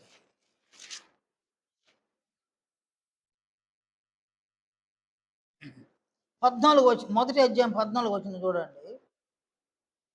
నీకు అప్పగింపబడిన ఆ మంచి పదార్థము మనలో నివసించు పరిశుద్ధాత్మ వలన కాపాడుము. ఏమన్నాడు ఆయన? చూడండి, ఆయన నీకు అప్పగింపబడిన ఆ మంచి పదార్థం ఏంది నాయన? అది క్రీస్తు బోధ, క్రీస్తు ఆజ్ఞలు, అవి మంచి పదార్థం అన్న. నీకు అప్పగింపబడిన ఆ మంచి పదార్థము కదా, మనలో నివసించు పరిశుద్ధాత్మ వలన కాపాడు. అంటే క్రీస్తు బోధను, క్రీస్తు ఆజ్ఞలు మనం ఏం చేయాలంటాడు ఆయన? కాపాడాలను కదా నాయన. ఎవరి వలన కాపాడమంటాడు? పరిశుద్ధాత్మ వలన కాపాడుము. అంటే క్రీస్తు యొక్క బోధకు, క్రీస్తు ఆజ్ఞలకు, పరిశుద్ధాత్మనికి ఏదైనా ఇక్కడ సంబంధం ఉందా లేదా? చూడండి ఆయన, క్రీస్తు బోధకు, పరిశుద్ధాత్మకు, క్రీస్తు ఆజ్ఞలకు, పరిశుద్ధాత్మకు ప్రత్యక్షమైన సంబంధం ఒకటి ఉందన్నమాట. నిన్ను క్రీస్తు రూపంలోనికి మార్చడానికి, నిన్ను క్రీస్తు యొక్క మహిమలోనికి మార్చడానికి, క్రీస్తు యొక్క బోధను, క్రీస్తు యొక్క బోధలోని ఆజ్ఞలను నీవు అనుసరించి జీవించే విధంగా నిన్ను నడిపించే పని ఎవరిదేడా? పరిశుద్ధాత్మ. కనుక పరిశుద్ధాత్ముడు ఎప్పుడు ఆనందిస్తాడు? ఆయన క్రీస్తు యొక్క బోధలో, క్రీస్తు యొక్క ఆజ్ఞలో నిన్ను నడిపిస్తూ ఉండగా నీవు నడుచుకుంటే ఆయన ఏమవుతాడు? ఆనందిస్తాడు. ఎందుకంటే వచ్చిన పని అదే కదా, ఆయన ఆనందిస్తాడు. అలా కాకుండా నీవు పరిశుద్ధాత్మ యొక్క నడిపింపును తిరస్కరించి, నిర్లక్ష్యం చేసి, నీ శరీరము, అందరి అవయవాలు క్రీస్తు బోధకు, క్రీస్తు ఆజ్ఞలకు వ్యతిరేకంగా మాట్లాడి వ్యతిరేకమైన క్రియలను చేస్తే, అప్పుడు నిన్ను క్రీస్తు యొక్క బోధలో నడిపించాలని నీలోనికి వచ్చినాడు పరిశుద్ధాత్ముడు, నీలో నివాసం ఉన్నాడు. ఆయన ఏమవుతాడు? అప్పుడు దుఃఖిస్తాడు. ఆయన బహుగా దుఃఖిస్తాడు. కాబట్టి పరిశుద్ధాత్మను దుఃఖపరిస్తే ఏం జరుగుతుంది? మత్తయి సువార్త 12వ అధ్యాయం, మత్తయి 12వ అధ్యాయంలో 32వ వచనాన్ని చూడండి. ఆయన యేసు ప్రభు సెలవు వచ్చిన మాట, మనుష్య కుమారునికి విరోధముగా మాట్లాడువానికి పాపక్షమాపణ కలదు కానీ పరిశుద్ధాత్మకు విరోధముగా మాట్లాడువానికి ఈ యుగమందైనను రాబోవు యుగమందైనను పాపక్షమాపణ లేదు. ఎవరు సెలవు ఇచ్చిన మాట ఇది? అంటే మనుష్య కుమారునికి విరోధముగా మాట్లాడువానికి పాపక్షమాపణ కలదు.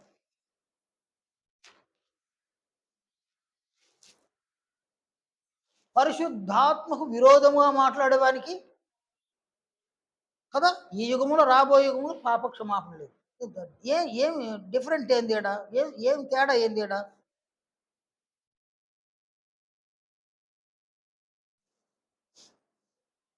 ఏం తేడానైనా?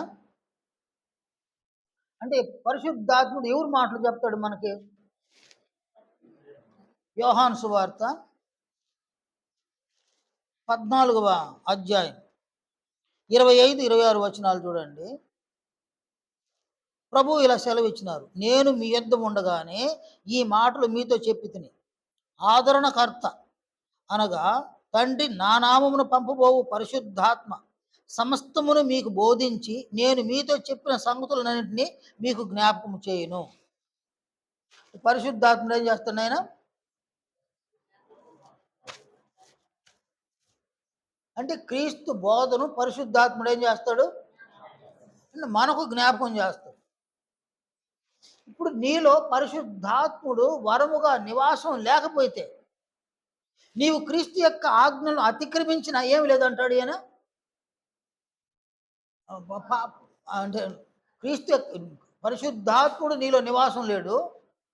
ఇప్పుడు నీవు ఒక క్రైస్తవుడుగా, క్రైస్తవురాలుగా సంఘంలో ఉన్నావు, నీవు క్రీస్తుకు విరుద్ధంగా మాట్లాడేసినావు, పాపక్షమాపణ ఉందన్నమాట. నేను నమ్ముతారు దీన్ని, పాపక్షమాపణ ఉంది. క్రీస్తుకు విరుద్ధంగా నీవు ఒక క్రియ చేసినావు, పాపక్షమాపణ ఉందన్నమాట.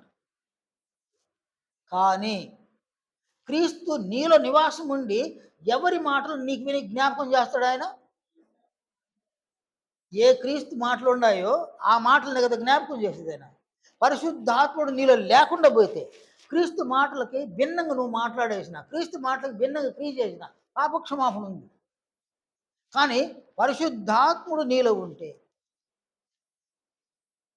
ఏనైనా నీవు ఆయన నీకు జ్ఞాపకం చేస్తే క్రీస్తు బోధ, క్రీస్తు ఆజ్ఞలు, వాటికి నీవు భిన్నంగా మాట్లాడి భిన్నంగా క్రియలు చేసేస్తే ఏమి లేదంటాడు యేసు ప్రభు, ఈ యుగమునందు రాబో యుగమునందు పాప క్షమాపణ లేదు. ఎట్లా నాయన తీసుకుందాం దీన్ని?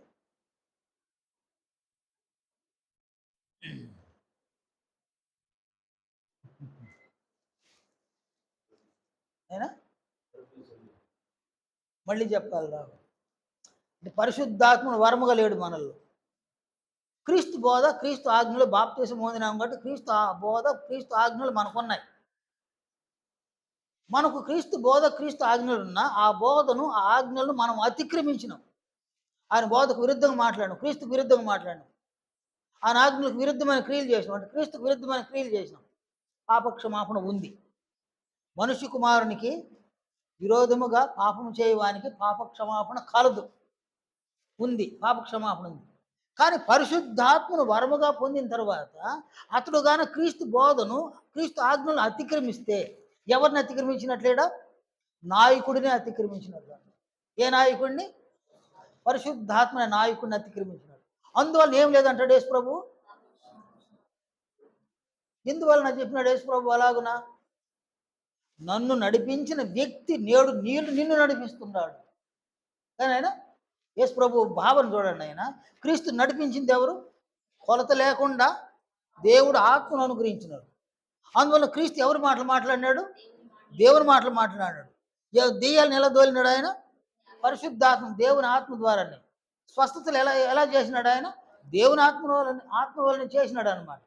ఆయన చేసిన స్వస్థతలు, ఆయన తోలిన దెయ్యాలు, ఆయన బోధించిన బోధ అన్నీ ఎవరి వలన చేసినాడు? ఆయన పరిశుద్ధాత్మ వలన చేసినాడు. కాబట్టి పరిశుద్ధాత్మను క్రీస్తు ఏం చేసినాడు? గౌరవించినాడు, ఘనపరిచినాడు. అలాంటి పరిశుద్ధాత్మని నీవేం చేయాలి? నేనేం చేయాలి? గౌరవించాలి, ఘనపరచాలి.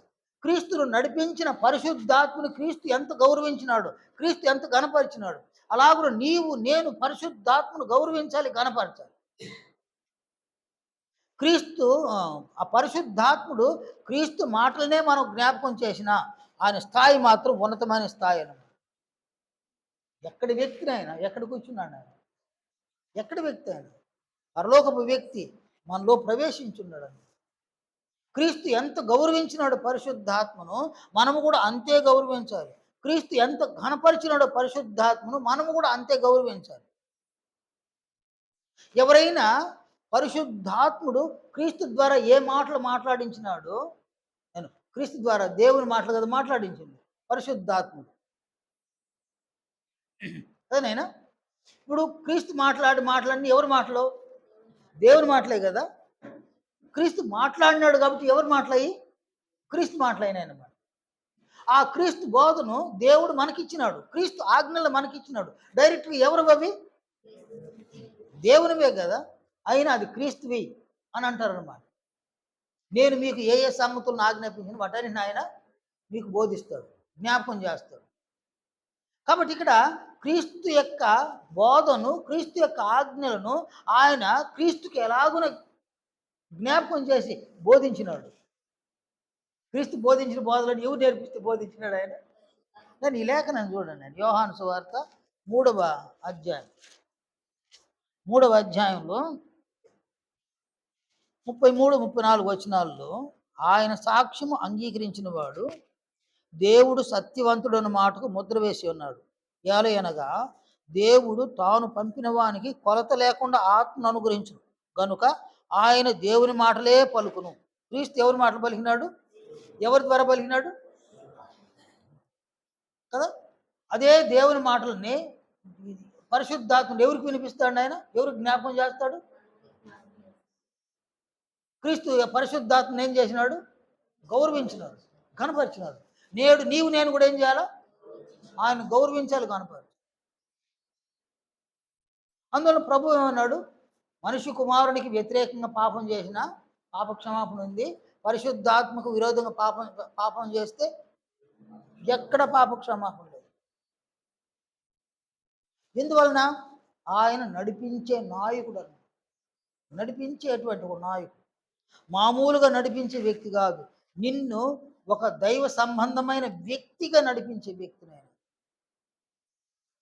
అందువలన నిన్ను నన్ను క్రీస్తు యొక్క మహిమలోనికి నడిపించే విధంగా దేవుడు ఆయన మనల్లో పరిశుద్ధాత్మ వరముగా అనుగ్రహించి నివాసం ఉంచి ఉండగా ఆయన మనం ఏం చేయాలి?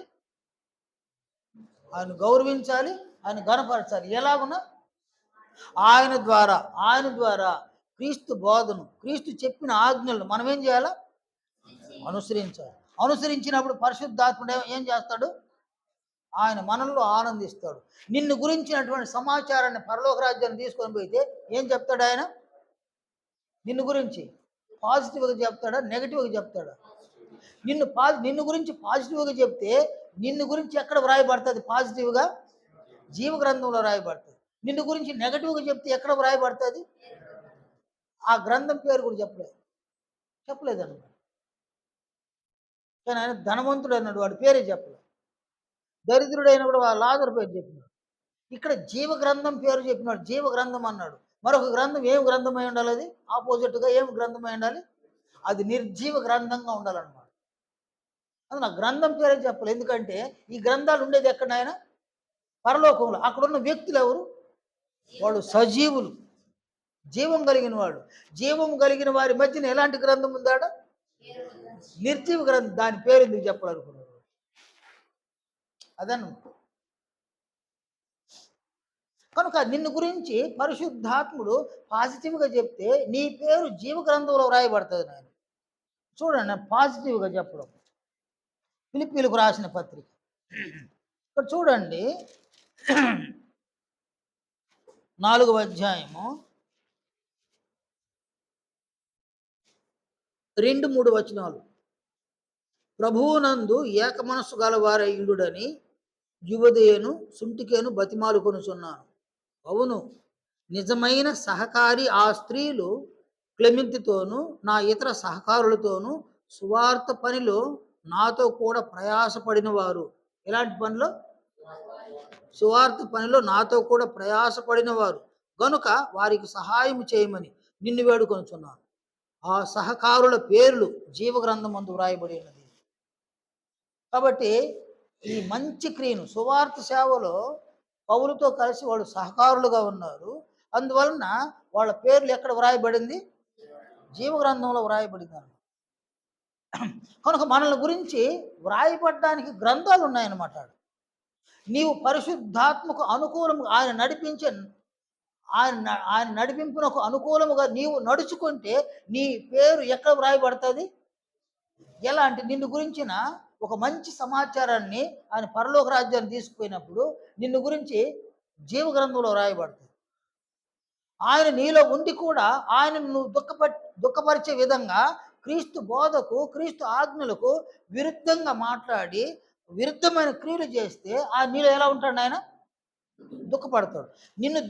నువ్వు దుఃఖపెడితే నిన్ను గురించిన సమాచారం ఏం చెప్తాడు? ఆయన నెగటివ్ చెప్తాడు. అప్పుడు నీ పేరు ఎక్కడ వ్రాయబడుతుంది? వేరే గ్రంథంలో రాయబడుతుంది. కాబట్టి ఇక్కడ పాప క్షమాపణ లేదు, అక్కడ కూడా పాప క్షమాపణ లేదు. ఇంటి కూడి పోయింది, దారి కూడి, వీధి కూడి పోయింది. అది పరిస్థితి అన్నమాట. అందువలన సంఘములో ఉన్న వ్యక్తులు పరిశుద్ధాత్మను వరముగా పొందినటువంటి వ్యక్తులు పరిశుద్ధాత్మను దుఃఖపరచకూడదు. నెంబర్ 1, పరిశుద్ధాత్మను ఆర్పకూడదు. తెస్సలోనికి రాసిన 2వ పత్రిక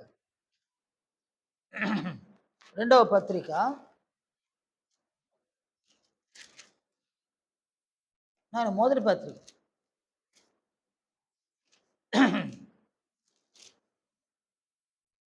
5వ అధ్యాయం 19వ వచనం. ఆత్మను ఆర్పకుడి అని అన్నాడు. ఆయన దుఃఖపరచకూడదు, ఆయన ఆర్పివేయకూడదు అన్నాడు. కనుక పరిశుద్ధాత్మను మనం దుఃఖపరచకూడదు.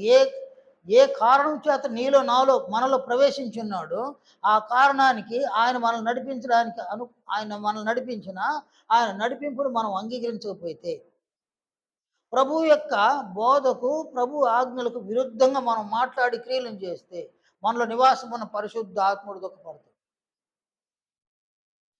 ఆయన మనం దుఃఖపరిచిన వారం అవుతాం మనం.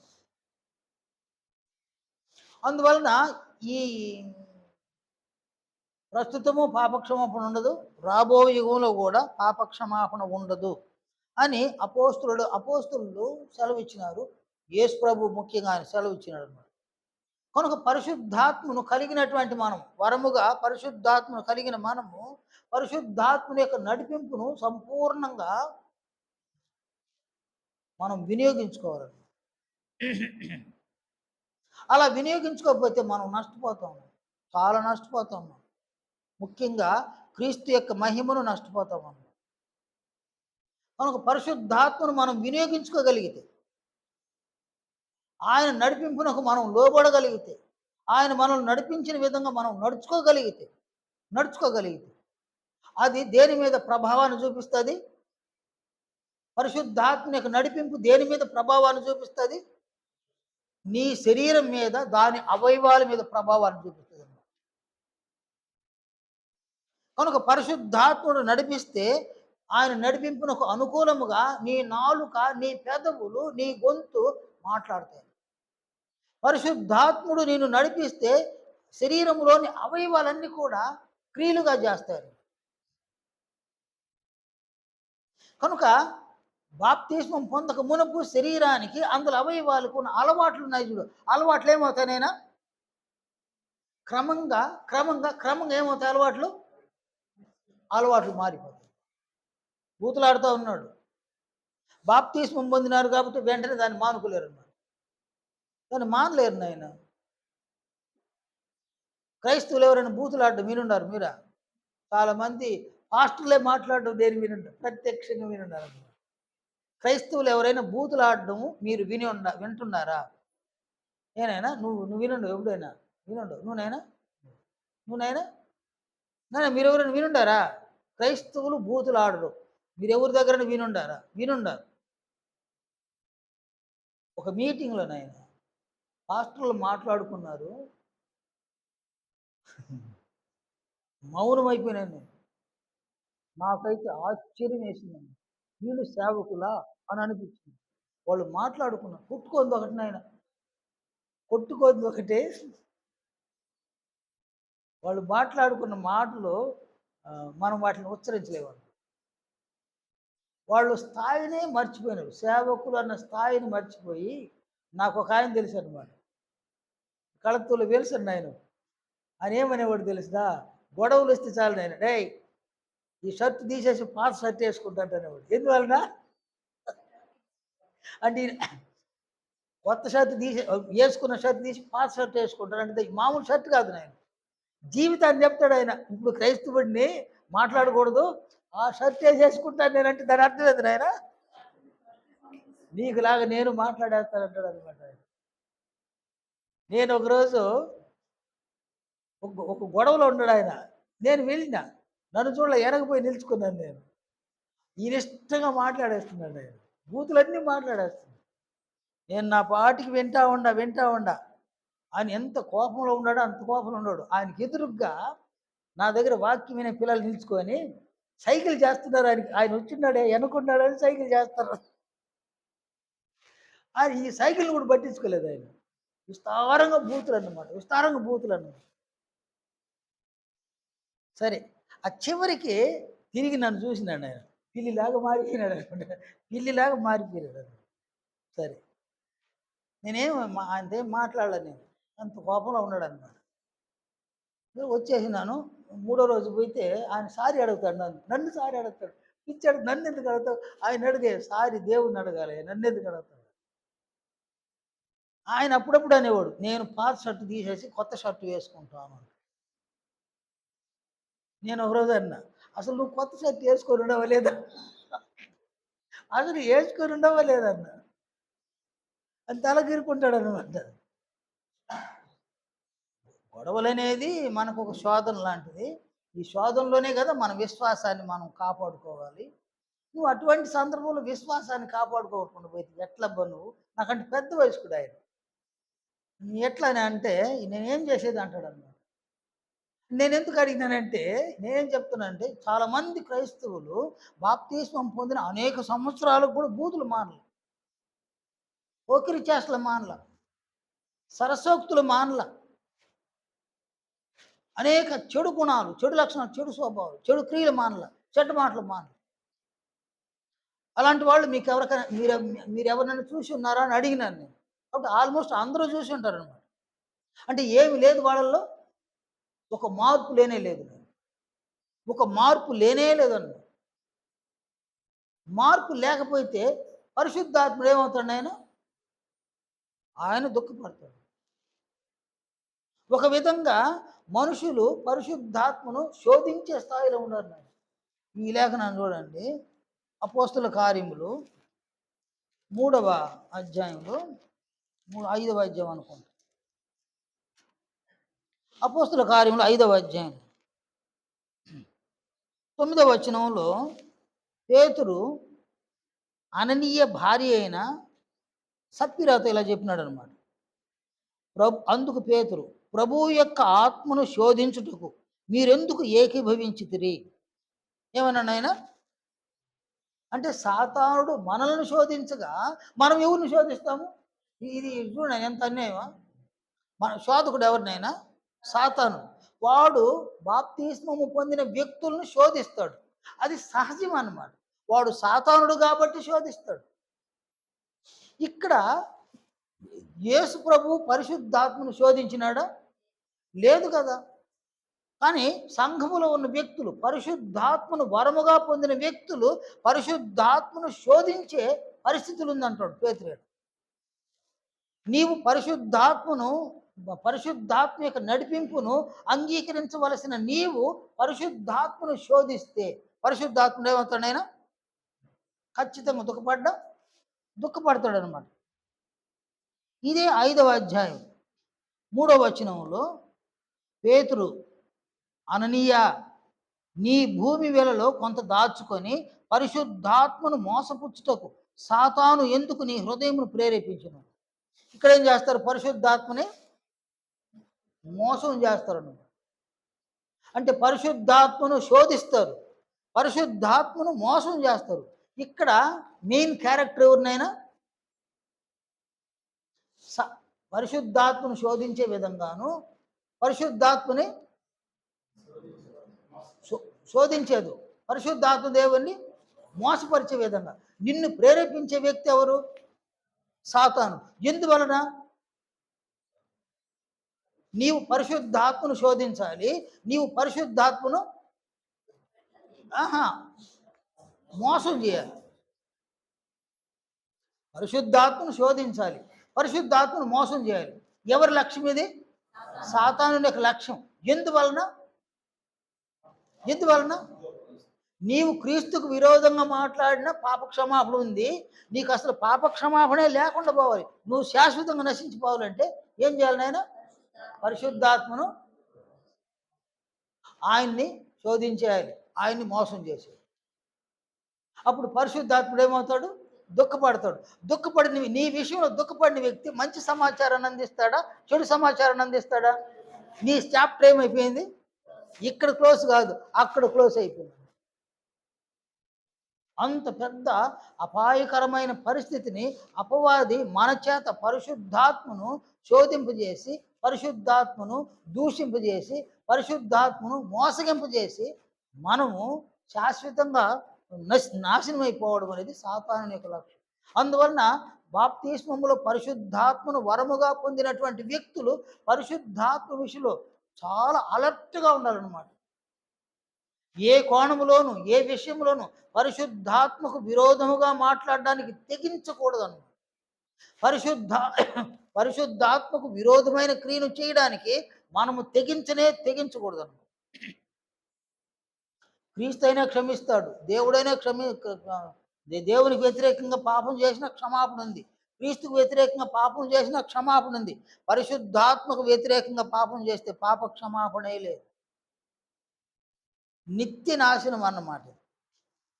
అందువలన పరిశుద్ధాత్ముడు ఒక వరముగా మనలో ప్రవేశించగా ఆయన మనల్ని క్రీస్తు యొక్క మహిమలోనికి నడిపించే ఒక గొప్ప కార్యక్రమాన్ని ఏర్పాటు చేయగా, నీవైనా నేనైనా మన శరీరము అందరి అవయవాలు మనకు అవి విరోధంగా ఉన్నాయి కాబట్టి క్రీస్తు మహిమను పొందజాలము, పొందలేము, పొందము గనుక పరిశుద్ధాత్మను దేవుడు మనకు వరముగా ఇచ్చి క్రీస్తు మహిమను మనం పొందడానికి ఆయన మనల్ని ఒక నాయకుడిగా నడిపించడానికి మనకి ఇస్తే, ఆ నాయకత్వాన్ని కూడా మనం తిరస్కరిస్తే,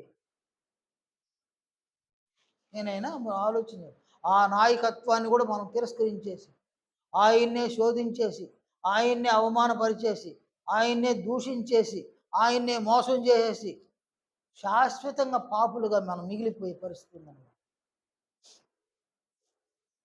కనుక ఇక్కడ పరిశుద్ధాత్మను ఏమాత్రమును మనం ఏం చేయకూడదు నాయన, దుఃఖపరచకూడదు. నీవు పరిశుద్ధాత్మను దుఃఖపరిస్తే నెక్స్ట్ స్టేజ్ ఏంటంటే, నెక్స్ట్ స్టేజ్ ఏంది నాయన, పరిశుద్ధాత్మ ఏమవుతాడు, మనం ఏం చేస్తాం, పరిశుద్ధాత్మని ఆర్పివేస్తాం అన్నమాట. పరిశుద్ధాత్మను ఆర్పివేస్తే ఏమవుతుంది నాయన, నీ జీవితము అంధకారం. అంధకారం అంటే ఏంది నాయన, మళ్ళీ వెలుగు అంటే ఏమనుకున్నాము, సమస్త విధములైన మంచితనం. చీకటి అంటే ఏంది, ఎఫెసీ 4:5 అధ్యాయము 10వ వచనం, 10 కాదు నేను 11వ వచనం 12వ వచనం, నిష్ఫలమైన అంధకార క్రియలలో పాలివారయ్యుండక వాటిని ఖండించుడి. ఇవి అంధకార క్రియలు అంటే చెడ్డ క్రియలు అన్నమాట. యోహాను సువార్త 3వ అధ్యాయంలో 19వ వచనంలో, ఆ తీర్పు ఇదే, వెలుగు లోకంలోనికి వచ్చును గాని తమ క్రియలు చెడ్డవైనందున మనుషులు వెలుగును ప్రేమింపక చీకటిని ప్రేమించారు. చీకటి అంటే ఏం క్రియలనైనా, మంచి క్రియల చెడ్డ క్రియల, చెడ్డ క్రియ. పరిశుద్ధాత్మను ఆర్పివేస్తే ఏమవుతుంది, చీకటి. చీకటి అంటే ఏంది, చెడ్డ క్రియలు, చెడ్డ మాటలు. అందువలన క్రీస్తు యొక్క మహిమను ఆ వ్యక్తి పొందగలరా, పొందలేరు. కనుక పరిశుద్ధాత్మను దుఃఖపరచకూడదు, పరిశుద్ధాత్మను మోసపరచకూడదు, పరిశుద్ధాత్మను శోధించకూడదు. ఇలాంతా చేస్తే పరిశుద్ధాత్మను ఏం చేస్తాము, ఆర్పివేస్తాము. పరిశుద్ధాత్మను ఆర్పివేస్తే అంధకారంలో ఉండేది ఎవరినైనా, మనమే కదా. ఏది అంధకారము, జీవితమే అంధకారం, మాటలు అంధకారం, క్రియలు అంధకారం, జీవితమే అంధకారం. ఈ అంధకారము దేహములో ఉన్నప్పుడే అంధకారం, దేహాన్ని విడిచిన తర్వాత కూడా అంధకారం. అందువలన పరిశుద్ధాత్మ దేవుని మోసగించకూడదు, పరిశుద్ధాత్మ దేవుని శోధించకూడదు, ఆయనను దుఃఖపరచకూడదు, ఆయనను ఆర్పివేయకూడదు. పరిశుద్ధాత్మ విషయంలో మనం బహు జాగ్రత్తను కలిగి ఉండాలన్నమాట. అలాగనే మీరెవరికైనా సువార్తను ప్రకటించే అవకాశములు దొరికినప్పుడు పరిశుద్ధాత్మను ఏ స్థాయిలో ప్రభువు అపోస్తులు ఆయన గురించి బోధించున్నారో ఈ సంగతులన్నింటినీ కూడా సువార్త ద్వారా మీరు బాప్తిస్మం పొందకముందే ఒక వ్యక్తికి వినిపించాలండి. అప్పుడు విన్నటువంటి వారు ధనులు అవుతారు. నేను ఇవేమి చెప్పకనే బాప్తిస్మం ఇచ్చేస్తే ఆ బాప్తిస్మం ఏమవుతుంది, బాప్తిస్మం ఏం జరుగుతుంది నేను, బాప్తిస్మలో 2 జరుగుతుంది. మీరు సర్వలోకమునకు వెళ్ళి సర్వ సృష్టికి సువార్తను ప్రకటించుడు, నమ్మి బాప్తిస్మం పొందినవాడు రక్షింపడు, నమ్మని వానికి నీవు చెప్పిన దాన్ని నీవు ఇవేవి చెప్పకనే వాళ్ళ బాప్తిస్మం ఇచ్చేస్తే వారు ఏమవుతారు నాయన, శిక్షకు గురి అవుతారు. రక్షింపబడుటకు ప్రభు పక్షమున పని చేయవలసిన నీవు ఒక ఆత్మకు శిక్ష పడే విధంగా చేసేస్తే ఇది ఎంత నేరము చూడండి. చాలా బాప్తిస్మాలు ఏమైపోయాడు ఆయన, కొలలుగా బాప్తిసాలు ఇచ్చేస్తున్నారు జనాలు. ఏమవుతున్నాయి బాప్తిస్మంలో, ఏమవుతున్నాయి, రక్షింపబడి ఉన్నాయి, శిక్షింపబడి ఉన్నాయి. వాళ్ళు మళ్ళీ ఏం తెలియకనే ఉండాలి నాకు, పాపం అమాయకులు. ఇచ్చిన వాడికి ఏం తెలియదు, పొందిన వారికి ఏం తెలియదు. వాళ్ళు ఎంత అమాయకులుగా ఉన్నారో అంత అమాయకులు. నేను ఒక దగ్గరికి వెళ్తే ఒక పాస్టర్ నన్ను ఇలా అడిగినాడు అనమాట, మీరు రక్షణ పొందినారా అని అడిగినాడు. ఒక పిచ్చోడు, రక్షణ అంటే తెలియదు రెడ్డి కనుక్కున్నా మనసులో అనుకున్న, రక్షణ అంటే నీకు తెలియదురా అనుకొని, ఎందుకు అడిగినారు బ్రదర్, ఆ విధంగా ఎందుకు అడిగినారు అని అన్న. ఆ విధంగా ఎందుకు అడిగినారు అన్నాను చూడు, దానికి సమాధానం చెప్పడానికి ఆయన దగ్గర ఏం లేదు. ఆ విధంగా ఎందుకు అడిగినారు నన్ను అన్నాను కదా. సహజంగా జనాలు ఏం చెప్తారు, బ్రదర్ రక్షణ పొందినాను అంటారు, లేదు ఇంకా నేను రక్షణ పొందలేదని అంటారు. నేను అడిగింది అది. ఆ విధంగా నన్ను ఎందుకు అడిగినారని నన్ను చూడు, అతని దగ్గర సమాధానం లేదు. ఏం బ్రదర్ అట్ట అడిగినారన్నాడు. మీరు అడిగినారు బాగుంది, నేను రక్షణ పొందినాను అనడానికి నా నుంచి మీకు ఏదైనా రుజువులు కనిపించినాయా? నేను రక్షణ పొందలేదు అనడానికి నా నుంచి మీకు ఏదైనా రుజువులు కనిపిస్తున్నాయా? మీరు అడిగినారు నన్ను, నేను నోటి మాట ద్వారా నేను రక్షణ పొందినాను అని అన్నాను. దాంట్లో మీరే నన్ను నేను రక్షణ పొందినానా లేదా మీరు ఎలా తెలుసుకుంటారు? చెప్పండి చూద్దామా. ఇంకేం మాట్లాడలేదు నేను. ఇంకేం మాట్లాడడానికి ఛాన్స్ లేదు. కాబట్టి ఇక్కడ రక్షణ పొందినావా అని అడిగేస్తుంది. రక్షణ అంటే కూడా తెలియదు నేను. సరే పోనీలే. ఇక్కడ ఏంటంటే పరిశుద్ధాత్మ దేవుని బాప్తిస్మములో వరముగా మనం పొందుతాం. మనం పొందున్నాం అన్నమాట. మనం పరిశుద్ధాత్మని నిర్లక్ష్యం చేయకూడదు, అలక్ష్యం చేయకూడదు. ప్రభువు ఆయన్ని ఏ స్థాయిలో గౌరవించినాడు, ప్రభువు ఆయన ఏ స్థాయిలో ఘనపరిచినాడు, అదే స్థాయిలో మనం గౌరవించాలి, గనపరచాలి. అనగా కొలత లేకుండా ప్రభువుకు దేవుడు పరిశుద్ధాత్మ అనుగ్రహించగా ఆయన మాట్లాడిన మాటలు ఎవరి ద్వారా మాట్లాడినాడు? నేడు మనం ఎవరి ద్వారా మాట్లాడాలో? ఆయన చేసిన క్రియలు ఎవరి ద్వారా చేసినాడు? క్రీస్తు. మనం ఎవరి ద్వారా చేయాలో? అప్పుడు మనం పరిశుద్ధాత్మను ఏం చేసిన వారం అవుతాము? గౌరవించినాము, ఘనపరుస్తాము. అప్పుడు మనము క్రీస్తు యొక్క మహిమను పొందేటువంటి అవకాశాన్ని మనం కలిగి ఉంటాము. అంతిమంగా దేవుడు మనము స్వయాన క్రీస్తు మహిమను పొందలేము కాబట్టి పరిశుద్ధాత్మ ద్వారా క్రీస్తు మహిమను పొందాలని పరిశుద్ధాత్మను వరముగా ఇచ్చినాడు. కాబట్టి ఆ పరిశుద్ధాత్మ దేవుని ద్వారా మనము క్రీస్తు యొక్క మహిమను అంతిమంగా మనం పొందగలం. మన ఆయుష్కాలం ముగిసేసరికి 30%, 60%, 100% ప్రభువు లెక్కల ప్రకారం 100% అందుకోవడం కష్టమేమో. కనీసం 60కి లోపలైన, 30కి పైన, 60కి లోపల, ఒక 40, ఒక 50% పైన క్రీస్తు యొక్క మహిమను పొందగలిగితే మనం ధన్యులమవుతాం. కనుక పరిశుద్ధాత్మను దేవుడు బాప్తిస్మం అనే కార్యక్రమంలో ఒక వరముగా అనుగ్రహిస్తాడు. ఆ వరాన్ని ఎలాగో మనం ఉపయోగించుకోవాలనో మనం నేర్చుకోవాలి. మన దగ్గర సువార్తను వినేటువంటి వారికి కూడా ఈ సంగతులను నేర్పించాలి. అలా విని ప్రభు అపోస్తులు చెప్పిన సంగతులన్నింటినీ కూడా వారు విని బాప్తిస్మమునకు అంగీకరిస్తే, అలాంటి వారికి బాప్తిస్మం ఇస్తే, ఆ బాప్తిస్మములో నీవు ఇచ్చేటువంటి బాప్తిస్మములో ఒక స్పెషల్ ఏంటంటే, నీ దగ్గర బాప్తిస్మం పొందే వ్యక్తికి దేవుడు ఏం చేస్తాడు? ఆయన పరిశుద్ధాత్మను వరముగా అనుగ్రహిస్తాడు. నీవు ఇచ్చిన బాప్తిస్మము సక్సెస్ అయిందను, అలాంటి వ్యక్తి మీద నీకు ఒక బాధ్యత ఉంటుంది, ఒక భయం ఉంటుంది, ఒక బాధ్యత ఉంటుంది. అలాంటి వ్యక్తులు ఎదురుగా అలాంటి వ్యక్తులకు మనం మాదిరికరంగా జీవించే ఒక అవకాశాన్ని మనం కలిగి ఉంటాం. అందువల్ల ఆ వ్యక్తులు క్రీస్తు యొక్క మహిమలోనికి రూపాంతరం చెందితే వారి విషయంలోని దేవుని చిత్తము, దేవుని సంకల్పము నెరవేర్చబడతాయి. మన జీవితాలు ధన్యమవుతాయి.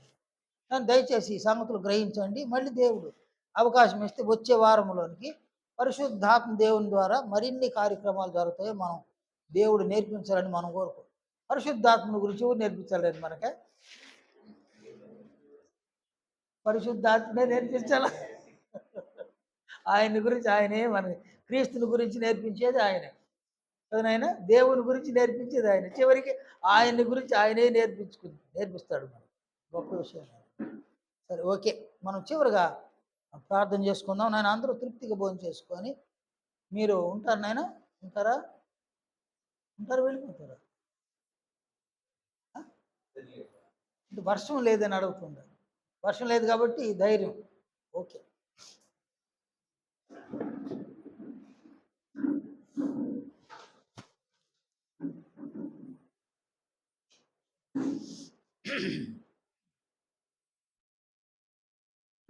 మహోపకారి, మహోన్నతుడైన మా తండ్రి, పరిశుద్ధుడైన మా నాయన, మీ మహాకనికరాన్ని బట్టి గత దినములన్నింటిలో క్షేమం మాకు కలుగు చేసి ఈ సమయం వరకు సజీవులుగా మమ్మల్ని ఉంచినందుకు కొరకు తండ్రి మీకు స్తుతులు స్తోత్రములు కృతజ్ఞతలు చెల్లిస్తున్నాం. తండ్రి మీ కుమారుని యొక్క మహిమను మేము పొందుట మీ చిత్తమై ఉండగా ఈ గొప్ప లక్ష్యమును సాధించడానికి మీరు మాకు దయచేసిన పరిశుద్ధాత్మ వరమును బట్టి కృతజ్ఞతాస్తుతి చెల్లిస్తున్నాం. పరిశుద్ధాత్మ దేవుడు మాలో నివాసం ఉండి క్రీస్తు యొక్క మహిమలోనికి మమ్మల్ని నడిపించే గొప్ప కార్యక్రమాన్ని కలిగి ఉండగా మేమందరమును పరిశుద్ధాత్మను ప్రభువు అపోస్తులు ఏ స్థాయిలో గౌరవించి ఘనపరిచినారో అదే స్థాయిలో మేమును పరిశుద్ధాత్మ దేవుని గౌరవించి ఘనపరిచి పరిశుద్ధాత్మని యొక్క నడిపింపునకు సంపూర్ణముగా మేము లోబడి మేము పరిశుద్ధాత్మ నడిపించే విధంగా క్రీస్తు బోధలో క్రీస్తు ఆజ్ఞలలో మేము నడుచుకొని జీవించి క్రీస్తు యొక్క మహిమను పొందినట్లుగా మరింత మమ్మల్ని కనికరించమని ప్రార్థిస్తూ ఉన్నాం. తండ్రి పరిశుద్ధాత్మను శోధించడము పరిశుద్ధాత్మను మోసగించడము అనేటువంటి ఈ పదాలను ఈ దినమున మీరు మాకు ముందుంచినారు నాయన. అందువలన ఇదివరకు మాలో ఎవరైనా పరిశుద్ధాత్మను శోధించి ఉన్నాం నాయన, పరిశుద్ధాత్మను మోసగించి ఉన్నాము తండ్రి. ఇక ముందు అలాంటి పరిస్థితులు లేకుండా పరిశుద్ధాత్మని విషయంలో బహు జాగ్రత్తను మేము కలిగి ఉండడానికి మరింత కృప చూపించమని ప్రార్థిస్తూ ఉన్నాం. మా మట్టుకు మేము పూర్ణ జాగ్రత్తను పరిశుద్ధాత్మ విషయంలో కలిగి ఉండడానికి కనికరించమని ప్రార్థిస్తున్నాం. పరిశుద్ధాత్మనికి వ్యతిరేకముగా మాట్లాడితే ఈ యుగమందైను రాబో యుగమందైన పాప క్షమాపణ లేదని ప్రభువు సెలవిచ్చి ఉండగా ఆయనకు విరుద్ధమైన క్రియలు చేస్తే మరెంత పెద్ద శిక్షలు ఉంటాయో భయముగా అనిపిస్తుంది తండ్రి. అందువలన మా జీవిత కాలంలో పరిశుద్ధాత్మని ప్రభువును అపోస్తులను దృష్టిలో ఉంచుకొని వారికి వలె మేము ఆయన ఘనపరిచి గౌరవించి ఆయన నడిపింపునకు సంపూర్ణంగా మేము విధేయులమై తండ్రి మేము ప్రభు యొక్క మహిమను అందుకోవడానికి మరింత సహాయమును మాకు దయచేయమని ప్రార్థిస్తున్నాం. ఈ క్రమంలో ప్రభు యొక్క ఆజ్ఞలను మా హృదయాలలో మా మనసుల్లో ముద్రించుదురని పరిశుద్ధాత్మ దేవుడు వాటిని జ్ఞాపకం చేయగా ఆయా సందర్భాలలో ఆయా పరిస్థితులలో ప్రభు యొక్క ఆజ్ఞలు మేము అనుసరించి జీవించడానికి ప్రభువును ఘనపరచడానికి కూడా కృప చూపించమని ప్రార్థిస్తూ ఉన్నాం. మా ప్రార్థన మన్నించమని వేడుకుంటున్నాం. తండ్రి మీ చిత్తాన్ని బట్టి తిరిగి మీ సముఖంలోనికి మేము చేరి వచ్చేంత వరకు మీ మహా కనికరాన్ని మాతో ఉంచమని మమ్మల్ని అందరినీ కూడా పరిశుద్ధాత్మ దేవుని ద్వారా నడిపించమని ఆ నడిపింపునకు సంపూర్ణంగా మేము లోబడి జీవించలాగా కనికరించమని ప్రభు అయిన క్రీస్తు యేసు పరిశుద్ధ నామమున ప్రార్థిస్తున్నాము తండ్రి. ఆమేన్. అందరికీ వందనాలు.